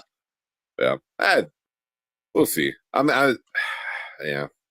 Watching the press interviews with the cast, very somber mood between them when they ask about it. Yeah, it is. It's so sad. No one's happy about the situation, but it is what it is right now. Yeah, because they all got to see the writing on the wall. They're like, well, this got one more season, then we're done. Well, not even one more season. Like maybe they don't release the season. They back girl it. They back girl it. Oh man. They said Liam Hemsworth. Oh, they might back girl it. Yeah. Age-wise, it's close to 100. I thought it was just older than. I thought they were like. I thought it was a couple hundred, but I can see that. Because I guess The Witcher with Geralt. She's 71 in the store in the show and 94 in the book. Okay. I'm booking video game, whatever. Yeah. That series should be younger. And Geralt is like 100 years old. Gary. Yeah. I think she's meant to be what, like 16 to 18 in the show. Yeah, like right. She's 21 in the show right now. In the show, or she's like 21 in real life, and she's 21 in by The Witcher 3. She's 21. Because I thought she couldn't drink or something like that. Didn't they say something about that? They didn't have those laws in. They're like, oh, you're too young to drink. I don't know. They didn't have those laws back then. I know, right? But I thought she was always like younger. But I mean, you can only go so young. You only go so young because then you start getting into the issue of like the Obi-Wan Kenobi show with having like a kid, because kids like that. She was great. I didn't the Obi-Wan, whatever you want to say about that show, but the girl who played little Leia was amazing. She was adorable. She was a badass. She was a smart ass. But finding good kid actors that can stick around for a long time is hard. So going with like a teenager usually makes more sense, or like an older 18 teenager, and so grow into it. Ciri was born in 1251, and then she the story is right now is 1272, so she's 21. Okay. Oh shit. So that's really rare for an actor to play their age exactly on screen. Yeah. It's just weird that Yennefer has to be her mom, and she's only 6 years older than her. Well, hello. How are we doing? We're doing good. How are you playing? Well, we are playing fantastic. We're finished up talking about The Witcher, season 3, part 1. Finishing that up. Yeah. I don't know. I think this is fun. I'm glad that we get to talk about this because it comes out in 6 days. Literally, it was 7 days from Thursday night when we started it. It's now the Friday morning. But so 6 days from today, it will be out. 27th? Next Thursday. Next Thursday? Yeah. 27th. Okay. Well, 3 episodes. I want to see how it all ends with Henry. Yeah. Curious about that. And be sad. I'll be sad. Yeah. Yeah, but if it leaves on a good note, maybe Liam Hemsworth can do something with it. No. I don't have much faith, but no. He's like, no. Liam Hemsworth can't do nothing. Put up a sign, not my Geralt. Exactly. Yeah. Said she still looks like a young teenager to me. She does. But I don't know if that's the way they make her look like in the show, because in real life, like in these press interviews and stuff like that, she looks like a 21-year-old. You know what I mean? Like in the show, she looks like a kid, like young, you know. So maybe it's the hair, you know, because she's got that. It has to be hair. Yeah. You know, so I mean, it makes Yennefer look like, I thought she was 30. Thought she was at least 30, and she's only 27, so it made her look younger. I mean, older. Yeah. What? Oh yeah. But cool, man. I think that's it for The Witcher, right? Yep, that's all we got, and we'll talk about it again in a couple of weeks. It may be. Well, I'm going to strike. Well, it comes out next Thursday. We probably won't. So the 3rd, we can probably talk about it on the 3rd. Yeah, I think so. You know, so and we should all be caught up by then. Give a solid week. You know, let everyone catch up. But cool. Yeah. So anybody coming in, hanging out with us, appreciate all you guys. It means a lot to us that you're hanging out with us live. And if you want to hang out with us live, if you're watching our replay, hit the subscribe button. Make sure you join us every Monday and Thursday. We are live talking about movies and TV. Hit that like button, hit that share button if you find any of our content worth sharing. Appreciate it. Yeah, we are 8 people away from 1,000. So hit that subscribe button, you know, and we're gonna do a fun, long. I mean, 3 hours long already. So I don't know, but we will have a fun stream, you know, with the big giveaway stuff, and we're giving away stuff. So make sure you hit the subscribe button. But yeah, that's it for Witcher season 3, part 1. We're gonna finish up the rest of the season, the last of Henry Cavill as the Witcher. Sad time. But cool. Appreciate you guys. If you're watching live, stick around. We're gonna finish things up on the live show.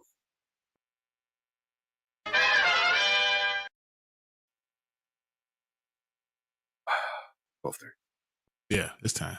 Even though we have that man, I really didn't want to watch that. I did too. Now I kind of want to put it up tomorrow. Let's do this. F it. No one's yelling later. No one's yelling from upstairs yet. Nope. They're probably all of us. Yeah. Okay. So let's just do it quickly. Because, you know, we after we get off the show, we talk for like 45 minutes, guys. Yeah. So yeah. Like every single time. Today we're not probably. Today it's like tonight we will get off and be done. I'll talk to you tomorrow. Yep. Yeah, what a long one tonight. I mean, who would have thought Brandman is the one that keeps us Oh man, that's terrible. Yeah. Yep. They said I'm gonna upload that Baker trailer. Okay, on Facebook group. Yeah, that's perfect. That sounds great. Yeah, heck yeah, man. I was like that. He's everything. Yeah. So hopefully with when we hit the 1,000 though, because that was so real quick. So I told Erica, my girlfriend, I'm like, oh, you know, I kind of want to do like a 12-hour stream, like a crazy, like, you know, subathon, you know, like once we hit 1,000. And I'm like, oh, like 12 hours. And I'm like, oh, Brian said, like, oh, we can't go for 12 hours. What are we going to talk about? She looked at me. She goes, really? Really? She goes, you guys can't talk for 12 hours? She goes, okay. Just cracking. All we got to do is get on one subject and it's all over. Hey, like, shut up. That 12-hour stream, I'm starting off with Batman, guys. Oh, jeez. Oh, that right there's 10 hours right there. 10 hours right there. Oh, man. All right. Let's do this one. It's 2 minutes long. Yep. Bring that up right there.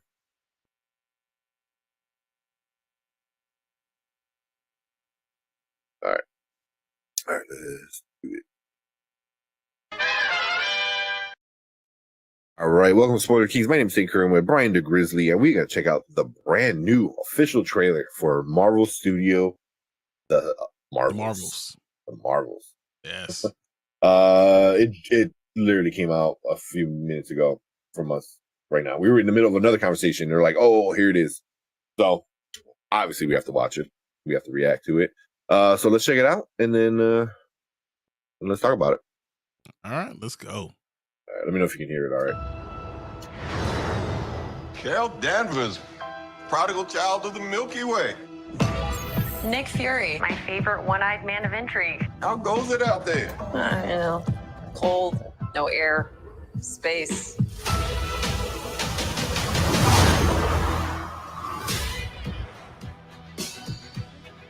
I like that. The Annihilator. You took everything from me. And now I'm returning the favor.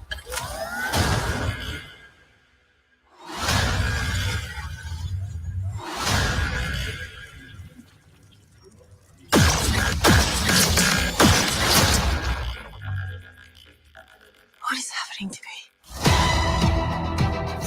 She's entangled our light-based powers. So we switch places whenever we use them.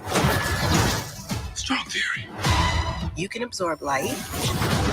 I can see it. And Kamala... Who's Kamala? Hi. She can turn light into physical matter, which I have never heard of. I could totally show you. No!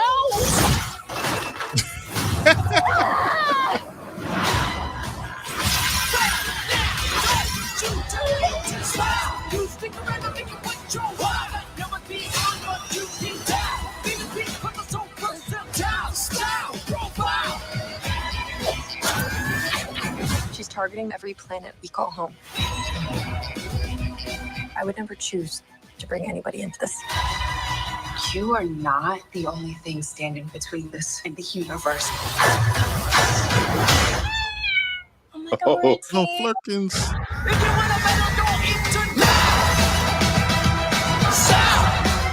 Higher. Further. Faster.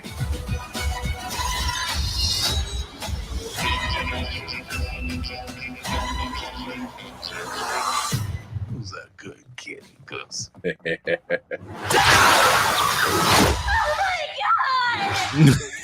can't. Can you? I got it.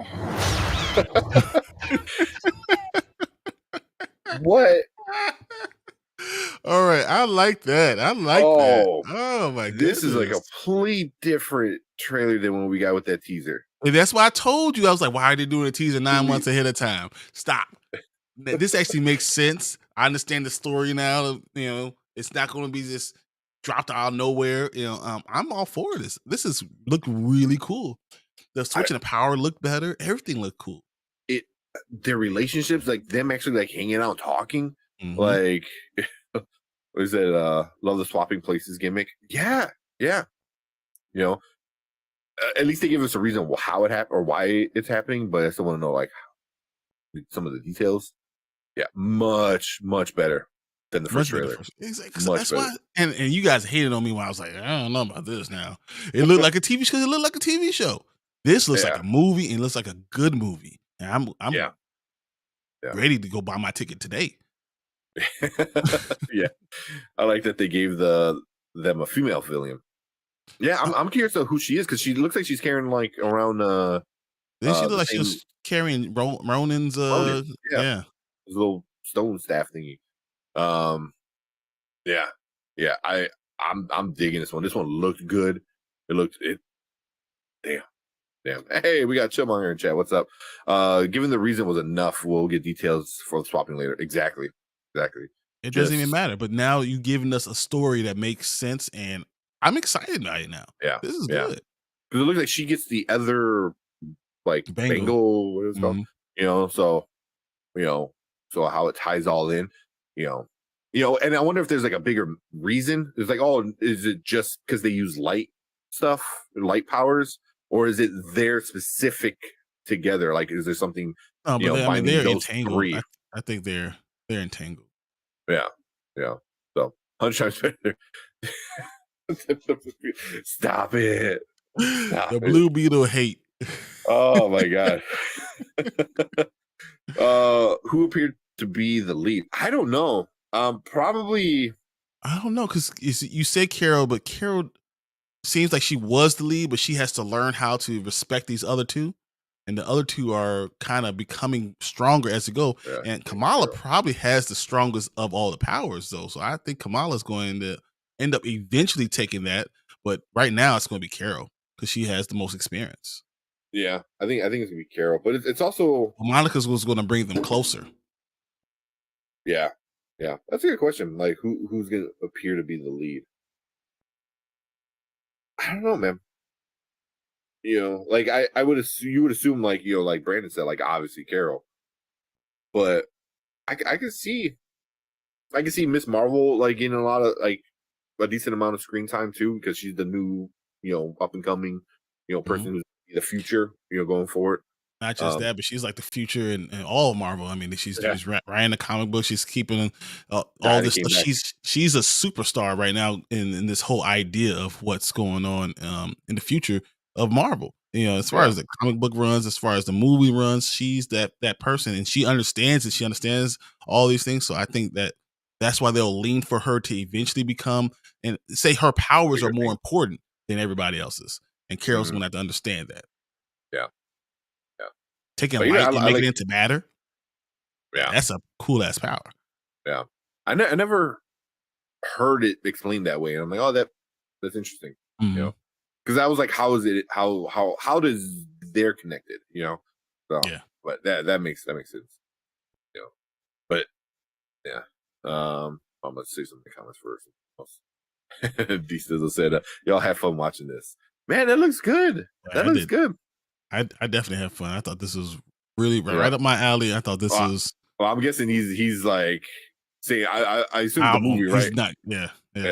It looks good. I want to go. I'm telling you, I want to watch it. I want to go. I want to enjoy it. Yeah. It looks fun. It looks like it was well done. It looks like the story's going to be good, and I'm for it. Yeah. I'm interested. I like it. So, yeah, I'm like all these planets, look cool. Like everything looks really cool. They gave Monica a suit. Yeah. What are they calling it? Photon, right? Yeah. She's Photon. They're giving. Love that comic. That's a cool one. That's probably one of my best of the year. Yeah. Photon. Yeah, she has like the accuser staff or whatever the hell it's called. Yep. So. Yeah. Or is her suit just basically like a uniform that kind of becomes her? Well, they show it later because they all have kind of something that's similar to what she's wearing. She's like here. Obviously, hers is way hers is way better, way more form fitting. The other one's got t-shirts, and she has a leather uniform. yeah, exactly. But I like the part where we get the flirkins. Oh my goodness. It was like something kind of goofy that I'm like, all right, as long as they don't overdo it, as long as they don't overdo it. That is my only question is, will this be enough action or will it be something that's going to be very, very goofy and making fun of itself? Yeah. I think it's going to be pretty good. It's easy. She gets the new fancy one there. So I am for it. I want to know if Blue Marvel is in this because it's called the Marvels, and Monica does go by that name. Does not go by that name. That is true. Oh, she used to go by Captain Marvel. Yeah, and that's her mother would have been Captain Marvel and all that stuff. So in the comic books, not in the show, she was never, or in the movies, but in the comic book, she was Captain Marvel. And you're not gonna get Blue Marvel because you have way more things to explain from Blue Marvel, and you better not he better not be a side character because then you want to see a revolt, you want to see some angry people. Oh, I'm gonna get a whole lot of angry people if Blue Marvel is just a side character. No, he is so super cool. Even in a comic book run where Black Panther's there, he's like a leader. So come on, man. No, let's let this be. Yeah, I mean, you could tease the character, but don't tease an actor and everything like that. Don't put him in there. And from what I heard, I think he's not in it. Yeah, from what I heard. Brando said this looks fun and cute. It does, I think. Yeah. Like my favorite part is still at the end where like she freaks at the F out because of course you So what else would you do if you see a flirt with someone that eat two of them? Come on, man. Yeah. But I like how Nick Fury is still like, oh, good kitty. It was like, you stay the hell away from me, man. You can stay with my eye too. Yeah, we got one left. Well, hey, what's up, El? El? Let you come by.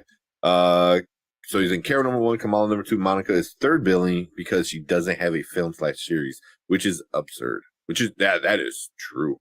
Mm-hmm. That is true. I like her comic book run more than I like any of the other ones. I like Photon a lot. The new Photon ones. I like it. I'm digging it.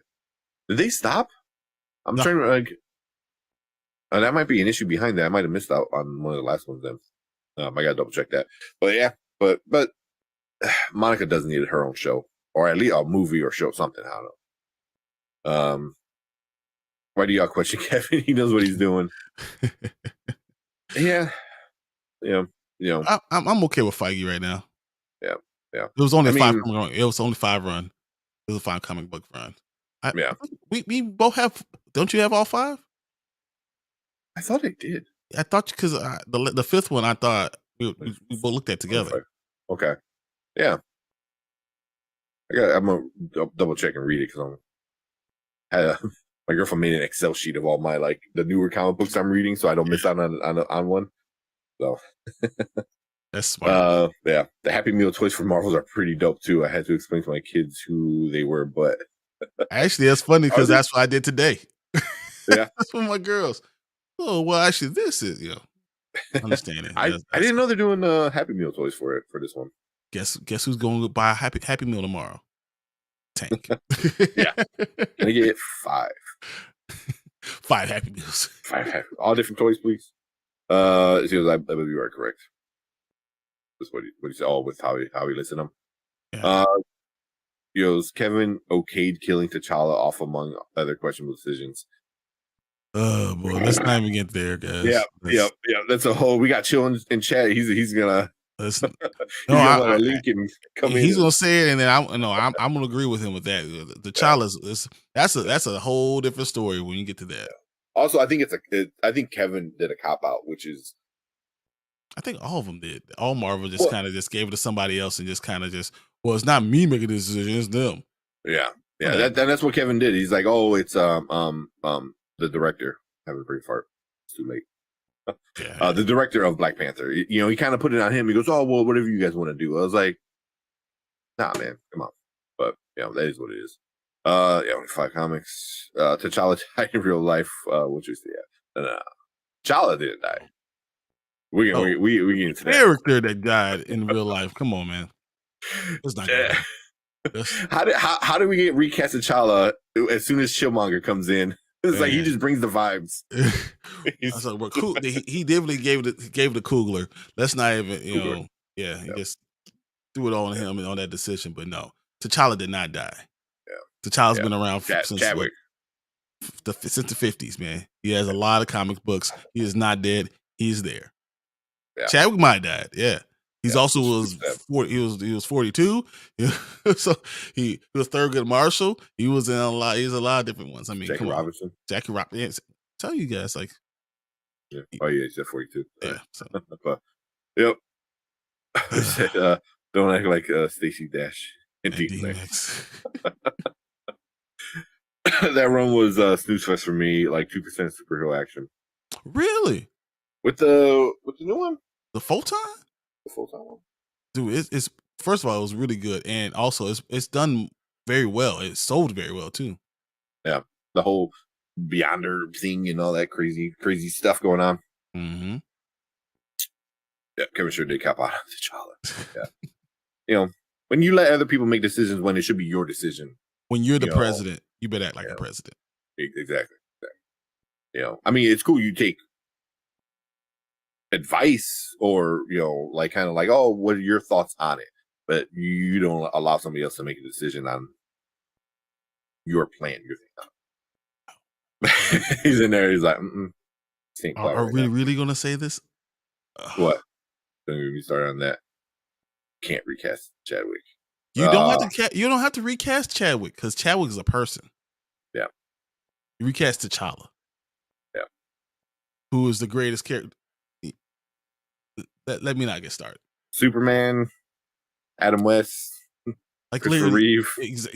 Come on, you recast all those characters. The greatest black character of all time. You don't want to recast. You want to just to die off with Chadwick Boseman. Chadwick Boseman is not T'Challa. T'Challa's been around since the 1950s. He's had so many comic book runs. he's one of the most awesome characters. The reason why we even in this problem right now with Marvel is because we don't have a T'Challa to lead it. Like it's literally the reason why we're having all these terrible movies and terrible shows. This is all right. Sorry. This I'm sure, like when we do our 12-hour stream, we're joking. That's gonna be a big chunk of it. but yeah, but talking about like we were talking about X-Men earlier and casting a good Storm. That's important. Like T'Challa is very important. With it. Okay, what would you have? I have a whole comic book. Yeah. We all do. Yeah.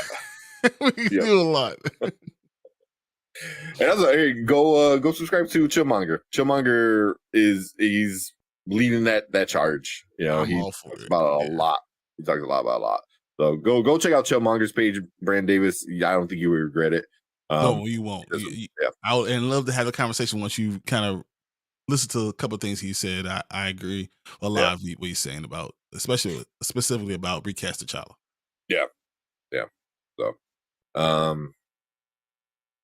I got smoke for Ryan, Nate, Kevin, Bob Iger, and the whole nine. The whole nine. Don't forget about Chapek too. Chapek's up there, Bob Iger and Chapek. To me, Chapek is the reason why Phase 4 was really bad. Like he was just like, let's throw everything out there, like a bazillion shows. Let's do a movie a month.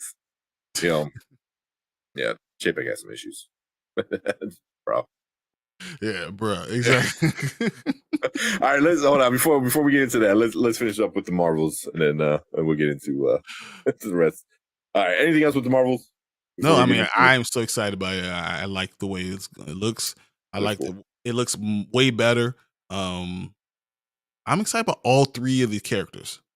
Yeah, and then having Nick Fury there makes me wonder who he was talking to on the phone again. So yeah, yeah.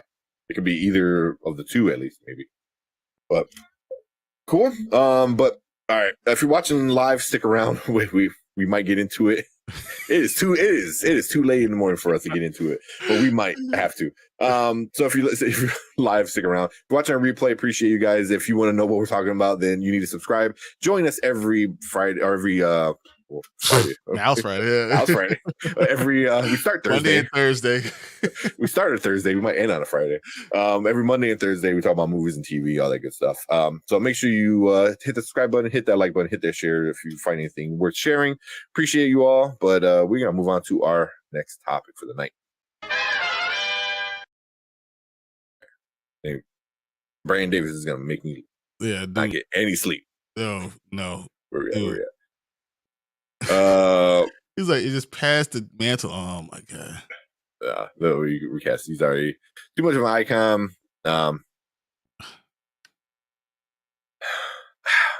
But the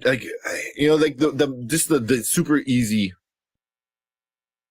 argument is like, do we not recast anybody anymore? Do we not recast Superman anymore? Do we not recast Batman anymore? Not the most iconic Batman. Yeah. Did we have like 4 of them Batmans afterwards? Yeah. Do we not get any more Jokers? Because Heath Ledger was one of the best, if not the best Joker. Do we not get any more Jokers? So did Christopher Reeve getting paralyzed? Did we just stop having Superman? Yeah. So we can recast all these other characters because even though they're iconic within it, but we can't recast T'Challa, who is the greatest black character. Like, you understand, he was a king. He's a leader. He's a superhero. He has all this. If you start reading, he's in so many different comic book lines that in storylines. It's just he's throughout all those things. So why can't we do those? Yeah. Recast some new franchise series, but yes, it's continuation. Yeah. It's like recasting King. It's whoa. I mean, you could too. I mean, worst case scenario, if they had to get rid of Jonathan Majors, worst case, which they already said they're not, which I'm glad they are. But say he did something really, really bad and he's going to jail, they're not going to throw away King. They will literally recast King because he's too important for the upcoming stuff, But it's also somebody dying, somebody doing, theoretically something bad, but same concept, and Orgy says, I'm team recast T'Challa. He's too important of a character. I think the more you know about T'Challa and understand the comic book and actually read the comic book and understand how important he is, especially when talking about black characters, because we didn't get black characters for a long time. The more you will really understand what where we're coming from. But especially like the time, they made it. Granted, I know a lot of people will say like, oh, well, Black Panther was created by a bunch of white people, but I was like, yeah, but also, all these bunch of white people decided to make a black character, in a very, very bad Rocky, time to be a black person time in America. So, but not only that, is like, we're gonna make him a king. We're gonna make him super smart. We're gonna make him super strong. We're gonna make him one of the best of the best. T'Challa's one of the 6 smartest people ever in Marvel. Yeah. Richest, like he's all those things, most powerful. I'm just everything you could think of. That's what he is, and you put it all in one character. And he was Black Panther for almost all of it, all the 58 years. That's who he was. And he's the one. He's so much more. And the more, I think, before you say anything, you really should read the comic books. Yeah. And understand what the comic books are run is. Mm-hmm. And understand he wasn't Black Panther. It wasn't because Chadwick did it. It was because everyone pushed it in the 90s. It was because people didn't let it die.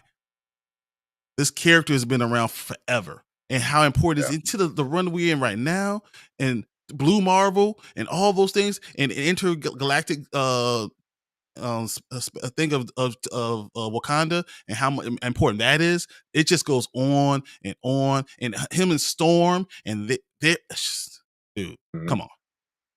Some of the greatest storylines of all time are all with him. Yeah. I would even say like Black Panther did well because of the character, and the character did well on camera because of Chadwick. But you could have put in Aldous Hodge, who was really somebody that pops in. He would have crushed it as a child too. You know what I mean? So it's like part of it was Chadwick doing great as the character, but part of it was the character being on screen for the first time and having their own movie and stuff like that. I think that's why, because people are like, oh, it made $1 billion or $1 billion because of Chadwick. He helped, but it was Wakanda too, and it was the fact that the way they made the movie, it was everything. Yeah. So Chill's the one trying to move on. But anyways, the trailer has the same song again. So look out for angry people responding. Yeah. I don't know what it is, but did DC or not DC? Did Disney buy like the Beastie Boys like rights or something? They probably did. Because this is like, Guardians did it. It was in something else. I mean, it makes sense intergalactic in this one, but yeah. I'm like, it does definitely Beastie Boys again. It definitely matches. So yeah. Hell, Rhodey was recasting MCU. Yep. Quickly. Oh, and now we're getting another recast. We're getting Red Hulk, but who was he? Ross. Yeah. Right. Ross. Thunderbolt Ross. Tragically, that actor died. What are they doing? Hey, Harrison Ford, come over here. You're another old white man. Now you're Thunderbolt Ross. Because that character we can't lose that character. Yeah. But we could lose T'Challa. Yeah. All right. Yeah. Bro, just pass the mantle of the Black Panther to someone else. It's not just a movie. This is not just from the movie. It's more than that. Yeah. But also I'm like, you can, because it's like it's a mantle in the movie, but it's not really a mantle. But you could say the same thing about, say, Batman. Like a few different people played Batman. The persona, the same of iterations Batman. Of Batman. They were the same. Dick Grayson was Batman for a while. There's other versions where Damian in the future becomes Batman. Mm-hmm. But when you think the Batman, Bruce Wayne, it's Bruce That's Wayne. it. That's it. Every single one of those Batmans you talked about, Brandon, are all Bruce Wayne. Yeah. Every single one of them. So whenever you talk about Black Panther, it's not the mantle of Black Panther. It is T'Challa, the Black Panther. So, Brandon Davis, I'm confused with the Stacey. I don't know. I'm not answering. Rhodey, yeah, we know. Rhodey, yep. Gotcha. Rhodey had one film and it wasn't even that impactful. You still got a bit of Terrence Howard was big. It was very big. He was the one who brought Robert Downey Jr. in it at first place. You know, I mean, granted, it got replaced with another big, character with Don Cheadle, but so I was saying, I was just telling you that Black Panther is barely a mantle. Yeah, like Bruce being Batman, T'Challa is the main Black Panther. Yes. I mean, Wolverine. You have Wolverine, then you have his son. Dakin was Wolverine for a while. X-23 was Wolverine for a while. But when you say Wolverine, Logan. It's Logan. It's that person. Those are new and different franchises. Recasting Batman, those are different iterations. They're the same Bruce Wayne. Yeah. This one I liked. I kind of laughed. It was just pass the mantle around like a blunt. You want me Black Panther? That's some good ass weed. Smoking the flower. That's what you're doing. The magical flower. What's the flower called? Do I have a brain fart? Oh my god. What's the flower called in Black Panther? Oh my god. It is too late. Heart-shaped herb. I just can't think of what it's called. Heart-shaped herb. Yeah. I think that's what it is. The heart-shaped herb. It's heart-shaped herb. Yeah. Yeah. It's a great herb. Recasting Joker and Batman, Spider-Man are different universes, different franchises. Long story, same characters. Rhodey and Hulk was it? Yeah. No. But Batman even with Spider-Man, Batman is not different. Not all of them. They're still the same. And same to Spider-Man. They're all the same guy. Yeah. Especially they all tied them all together now. Like that they are all the same under the same umbrella. Saying Hulk is not impactful when they're getting multiple of the Hulk characters. Exactly. We recast Ed Norton real fast, huh? Yeah. Oh, yeah. For no reason besides, he's a dickbag. Yeah. It said that chat passed. I get it, but this is a business. Sorry, let me read it for here so it doesn't bounce around. It's a business, and the fans don't want to see a new T'Challa. He's too iconic already. T'Challa was not made in the movie theater. I always have the argument. I think people would have been okay with recasting T'Challa if Coogler and the cast were okay with recasting T'Challa. I think why majority of the people don't like the recasting idea because then all of his friends from the movie were like, no, you can't recast them. I think if they were all on the train where Coogler was like, you know what, Chadwick wanted T'Challa recast it because Chadwick he wanted. I wanted to recast it. I'm just a character. It's just a character. I'm just a vessel. He literally said those words. Yeah. His brother, Chadwick's brother said, he would wanted him to be recasted. But I think if Coogler and the rest of the cast would have been like, hey, this is what he wanted, I think majority of the people would have been like, you know what, that is what he wanted. You know what I mean? So that's just me. I think if you need to take a break from him, then you take the break. But not having T'Challa is cheapening the story. Well, you could have sent him to space. Literally sent him to space. There's so many characters in space right now. And there is a was it intergalactic Wakanda Empire. It's intergalactic Empire Wakanda. That's where you get Blue Marvel a lot of times because he's out in space doing so much stuff, and Blue Marvel's going with him. Yeah, so you can say like T'Challa is gone there. He's out of space, and then you can let Shuri make the fake herb and become a Black Panther for the 4 episodes for the issues. 4 issues. Yeah. Because she's more than that too. Yeah. You made that you put in a person. No. You're giving up on a whole storyline, like a whole storyline. That's not just one. You're giving up on like a lot of storylines, and why we're having the problems now. Mm-hmm. Why they have no leader. Yeah, but I mean, just like keep it in this universe, like you said with Batman and Super Spider-Man, blah blah blah. Thunderbolt Ross. Why do you keep saying Bruce? Thunderbolt Ross, like he is getting recasted.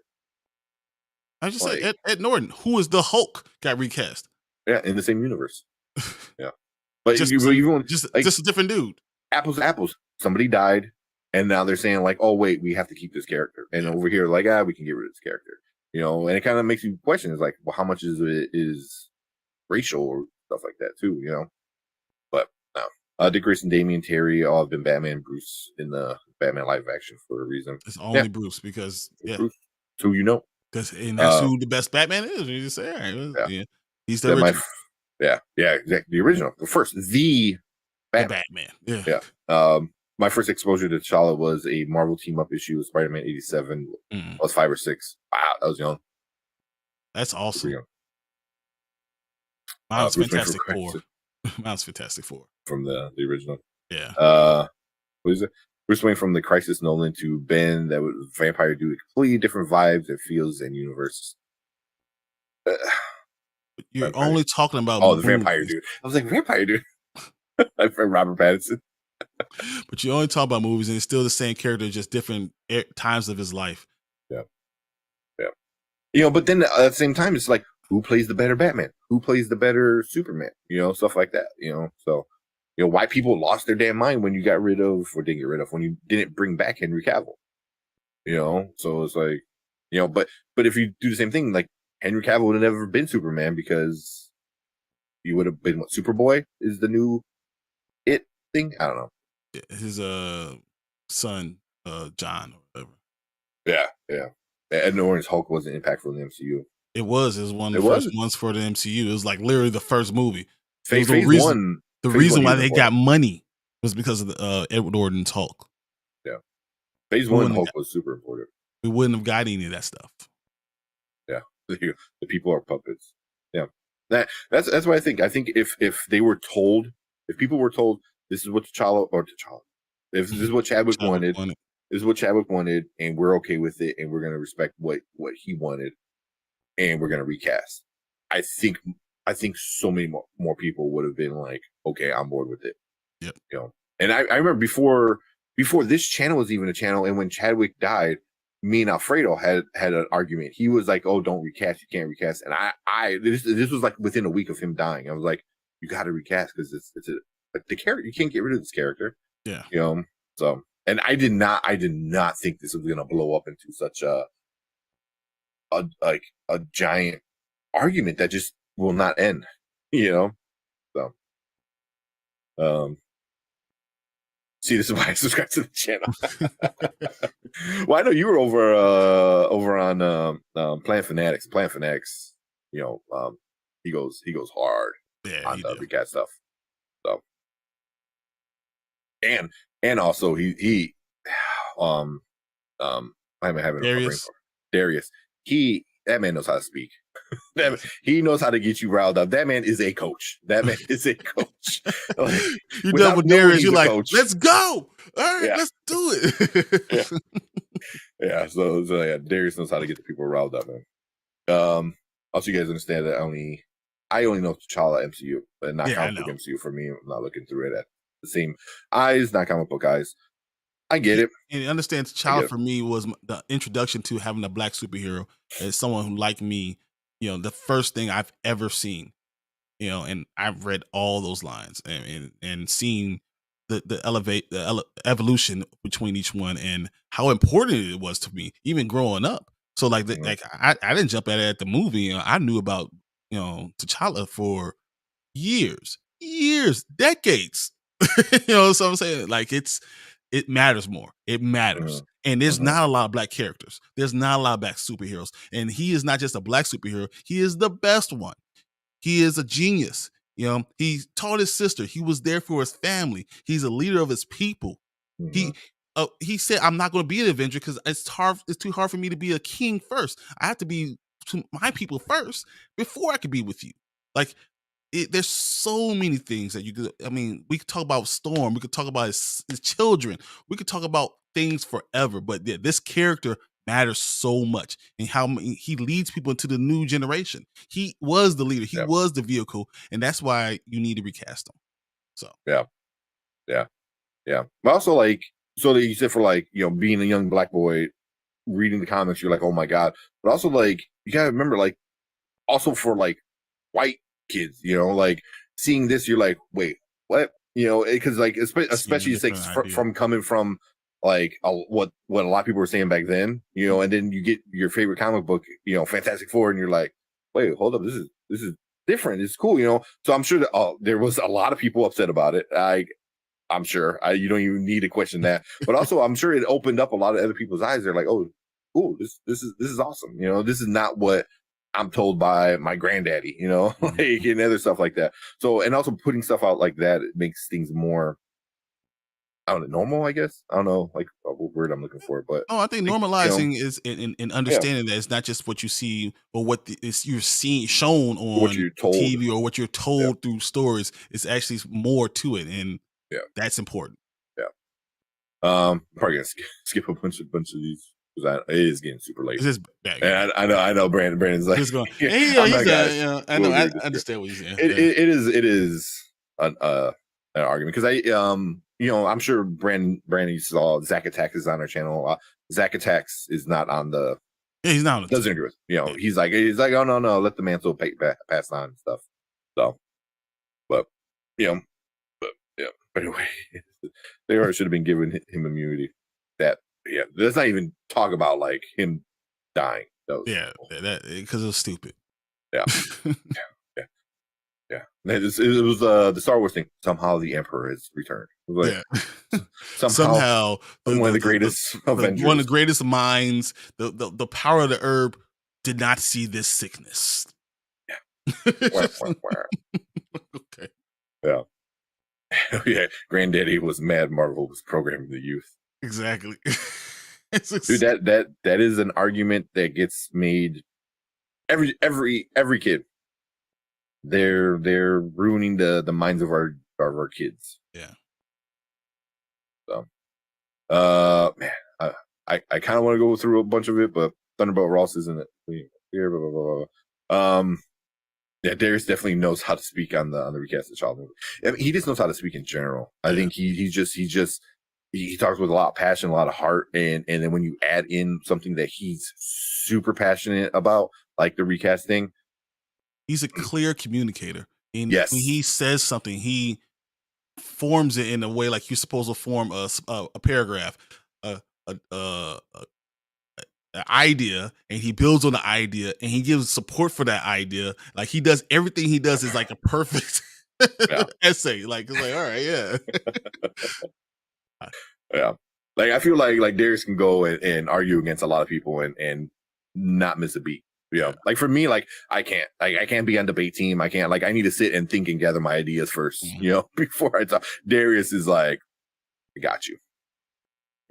Yeah, you're dead before you hit the ground. You can do whatever story you want. Just make it a new Black Panther in the same story. Like do all the storylines. Just a new dude. I mean, it seems like that's what we're getting, but it has to be T'Challa. Yeah. And that's the problem. And they even know it needs to be T'Challa, and that's why they're doing that baby T'Challa, that little TJ, whatever. TJ. But no, you need to have T'Challa. And I don't like it. I don't agree with it, but T'Challa is the key. You have to be T'Challa because T'Challa is the only one that really matters to Black Panther. Yeah. Because even if he becomes the new T'Challa, now you got so many issues. Because to me, like, the story doesn't matter. I mean, doesn't match up. It just, nothing matches up anymore. No. But introducing Toussaint, little TJ, you're disrespecting Chadwick. You're disrespecting T'Challa. T'Challa, yeah. I think by both, because you're disrespecting T'Challa, which means you're disrespecting what Chadwick knew the importance of T'Challa. Because like, why wasn't T'Challa in his life? Oh, they sent him away. He would have never done that. Like a bunch of other stuff. Like he would want him to grow up as a prince and a king. He stood behind his father everywhere his father went. For decades, he went nowhere. His father went nowhere without him. For decades. So why would then T'Challa do that to his son? It just doesn't make send sense. him away. I was like, that's not what would have happened. No. Yeah. And he just yelled at his dad for doing the same thing in Black Panther 1. And then he's going to do it in Black Panther 2? Yeah. It is amazing. So if you disrespect T'Challa like that, that means you disrespect Chadwick, because Chadwick knew the importance of T'Challa, and now you're doing the opposite of what you're claiming to do. Right? I mean, I don't know. Maybe it's just me.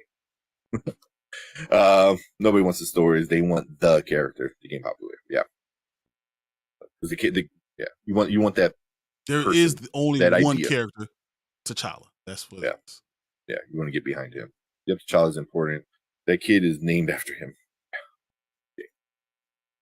TJ won't exist in a reboot. Oh yeah, it's a waste of resources. Spend the effort on the hero who will be casting in 15 years. Agreed. Because you have to, because all the storylines are T'Challa. Yeah. All of them. Yeah. Because what are you gonna do? You're gonna sit on TJ for 20 years, 10 years before he's even old enough to be, And then when he comes back to Wakanda, no one's gonna know who he is. Exactly. No one knows. No connection to the Wakanda. So it's almost like they're going to go from that new stupid comic book line. I don't even want to go on there. So stupid. Don't say it. Don't say the name. Ugh. Kirk Allen was the first. Yeah. First Superman in 1948. Lewis Wilson was the first Batman in 1943. Dick Purcell was the first Captain America in 1944. Imagine if none of those characters or actors played their roles since then. No one else did. So yeah, I agree. Yep. I hear you. Yep. Yeah, recasting would just make everything easier. Oh yeah, it's so much easier. So much easier. Because now say like you're like, oh, we wanted to do it because we couldn't do it without Chadwick, but now you're gonna do it with this kid who you're putting even more pressure on. They're like, oh, you're not just replacing Chadwick, you're replacing T'Challa. And now you got to be him, like that's a lot of pressure on whatever young actor they get. So it's like, I don't know. Bro, all them superheroes just name for old versions. We can make new versions to update them, recast. I get what you're saying. But no, because the MCU is going to go on for 30 years, and literally the reason why people have problems with the where we are right now is because of not having the leader, and the leader was T'Challa. That's what everything was going for. Everything in MCU was going towards that. Everything. So this is the problem we're in right now. And they're like, well, what's Phase 4 sucks? What's Phase 5 sucks? Because you have no leader. You have no idea who's going to be the central figure, and that's who the central figure is going to be. And now they I think the rumor is it's going to be Sam Wilson, Captain America, Shang-Chi, and Shuri. Like, okay. So they're not, so where T'Challa was going to be, he was going to be the Iron Man. He was going to be the Captain America, like kind of rolled up into one, Exactly. It's the same story. Yeah. This kid is just a convoluted way to keep T'Challa in the MCU. That's exactly what it is. This is the long to recast without recasting. This is the only reason they did the kid. Yeah. But like my boss told me, the other things. The other things change in management. Things do change when you're in management. I mean, things are changed. But you know what? When you have 60 years, 70 years of stories, you can't just ignore them. Especially when we're talking about a character that means so much to so many. I mean, look at the box office. Box office. I mean, it did okay. Black Panther. I'm not going to sit here and lie and like, oh, Black Panther bombed. It did good. I'm not going to lie. But could it have been another $1 billion project? Oh yeah, definitely. Probably. It would have. Yeah. Especially from the story, what we would have got if we would have kept T'Challa, because like Ryan Coogler put it out there. He's like, oh, this is the story it was going to be. That was good. That was really like him dealing with being gone for so long. That would have been awesome. Facts on facts. Appreciate it. I mean, like I said, man, Brandon, we're not gonna sit here and say you're wrong, we're stupid, whatever. It is, you have your opinion and stuff like that. And it's a different viewpoint, and it's also kind of like it's how I grew up. For me, I grew up with this character. Like I know, how important it really is, and there's a lot of people that are like me that know how important it is to have someone. As Chill always talks about representation and stuff like that, and not just any representation, not just giving anyone that thing. It's about the fact that he's the best. The fact that he tells you as a black man, you can love your family, you can lead, you could be a king, you could be the smartest in the room, you could be the richest in the room, you can do all that stuff and still have morals, all wrapped up in one character. And to lose him without really giving him more than 2 hours of screen time sucks. Especially when he has he has 70 years of comic books. Mm-hmm. So yes, come on. He's like on the level of Batman, Superman, Fantastic Four. He's on that level. So put some respect to his name, you know? Yeah. Almost a $500 million drop from BP1. Yeah. That's like losing a whole Black Adam movie right there. All of Black Adam to DC. That's a whole, right? That's like 3 movies. That's a drop in the bucket for DC. Flash, Shazam, and Black Adam. Again, the film eyes, not comic book guys. Yeah. Yes, and that's why like the argument is not really the same. It's just because I see it from a totally different way, and the way I grew is just different. That's all. Yeah. And that's always kind of like going to be an issue. Is like, what version of the story are you connected to? Are you connected to comic books? Are you connected to the universe, the cinematic universe? It's what it is. But hopefully you can see it. See it from us, our point of view one day. Folks can't blame those numbers on Rona. Yeah, because it's Spider-Man, No Way Home, Top Gun, Avatar debunks that theory. Yeah. Especially Spider-Man. Spider-Man did it domestically. That's the crazy thing. It got to $1 billion mainly because of domestic, which blows my mind. Yeah, blows my mind. So we were ready. That's why. Yeah, exactly. Kevin Days coming in. Wakanda Forever was a good film.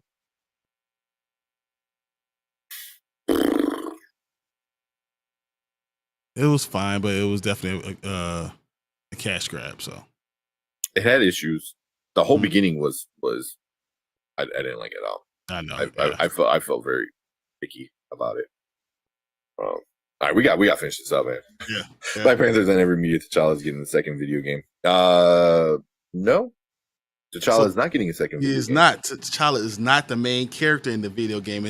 That's huge. I was going to talk about it one day, but I just decided not to because I was like, it's going to blow up.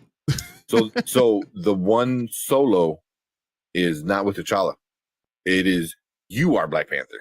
Mm-hmm. Literally, you as the player is Black Panther, which is crazy. And then the second one with Captain America is with his father, I believe, right? So it's like set back in like World War II times, when like Captain was the greatest character we're talking about in Black Panther history. We're having a Black Panther video game, and you're not T'Challa. Yeah. What? Talk about man. Chill. It is 1:30 in the morning for us. Yeah, we both have to go to work. Yeah, I gotta get up in the morning. Yeah, I gotta get these kids up in the morning. So, but yet, man, we opened up this can of. Oh boy, I'll be here all night. Yeah. For real. In about 30 minutes, I gotta give somebody a bottle. But yeah. I'm done with this, guys. Let me hold up any longer. Man, like I said, we do love talking about stuff like this, and this matters.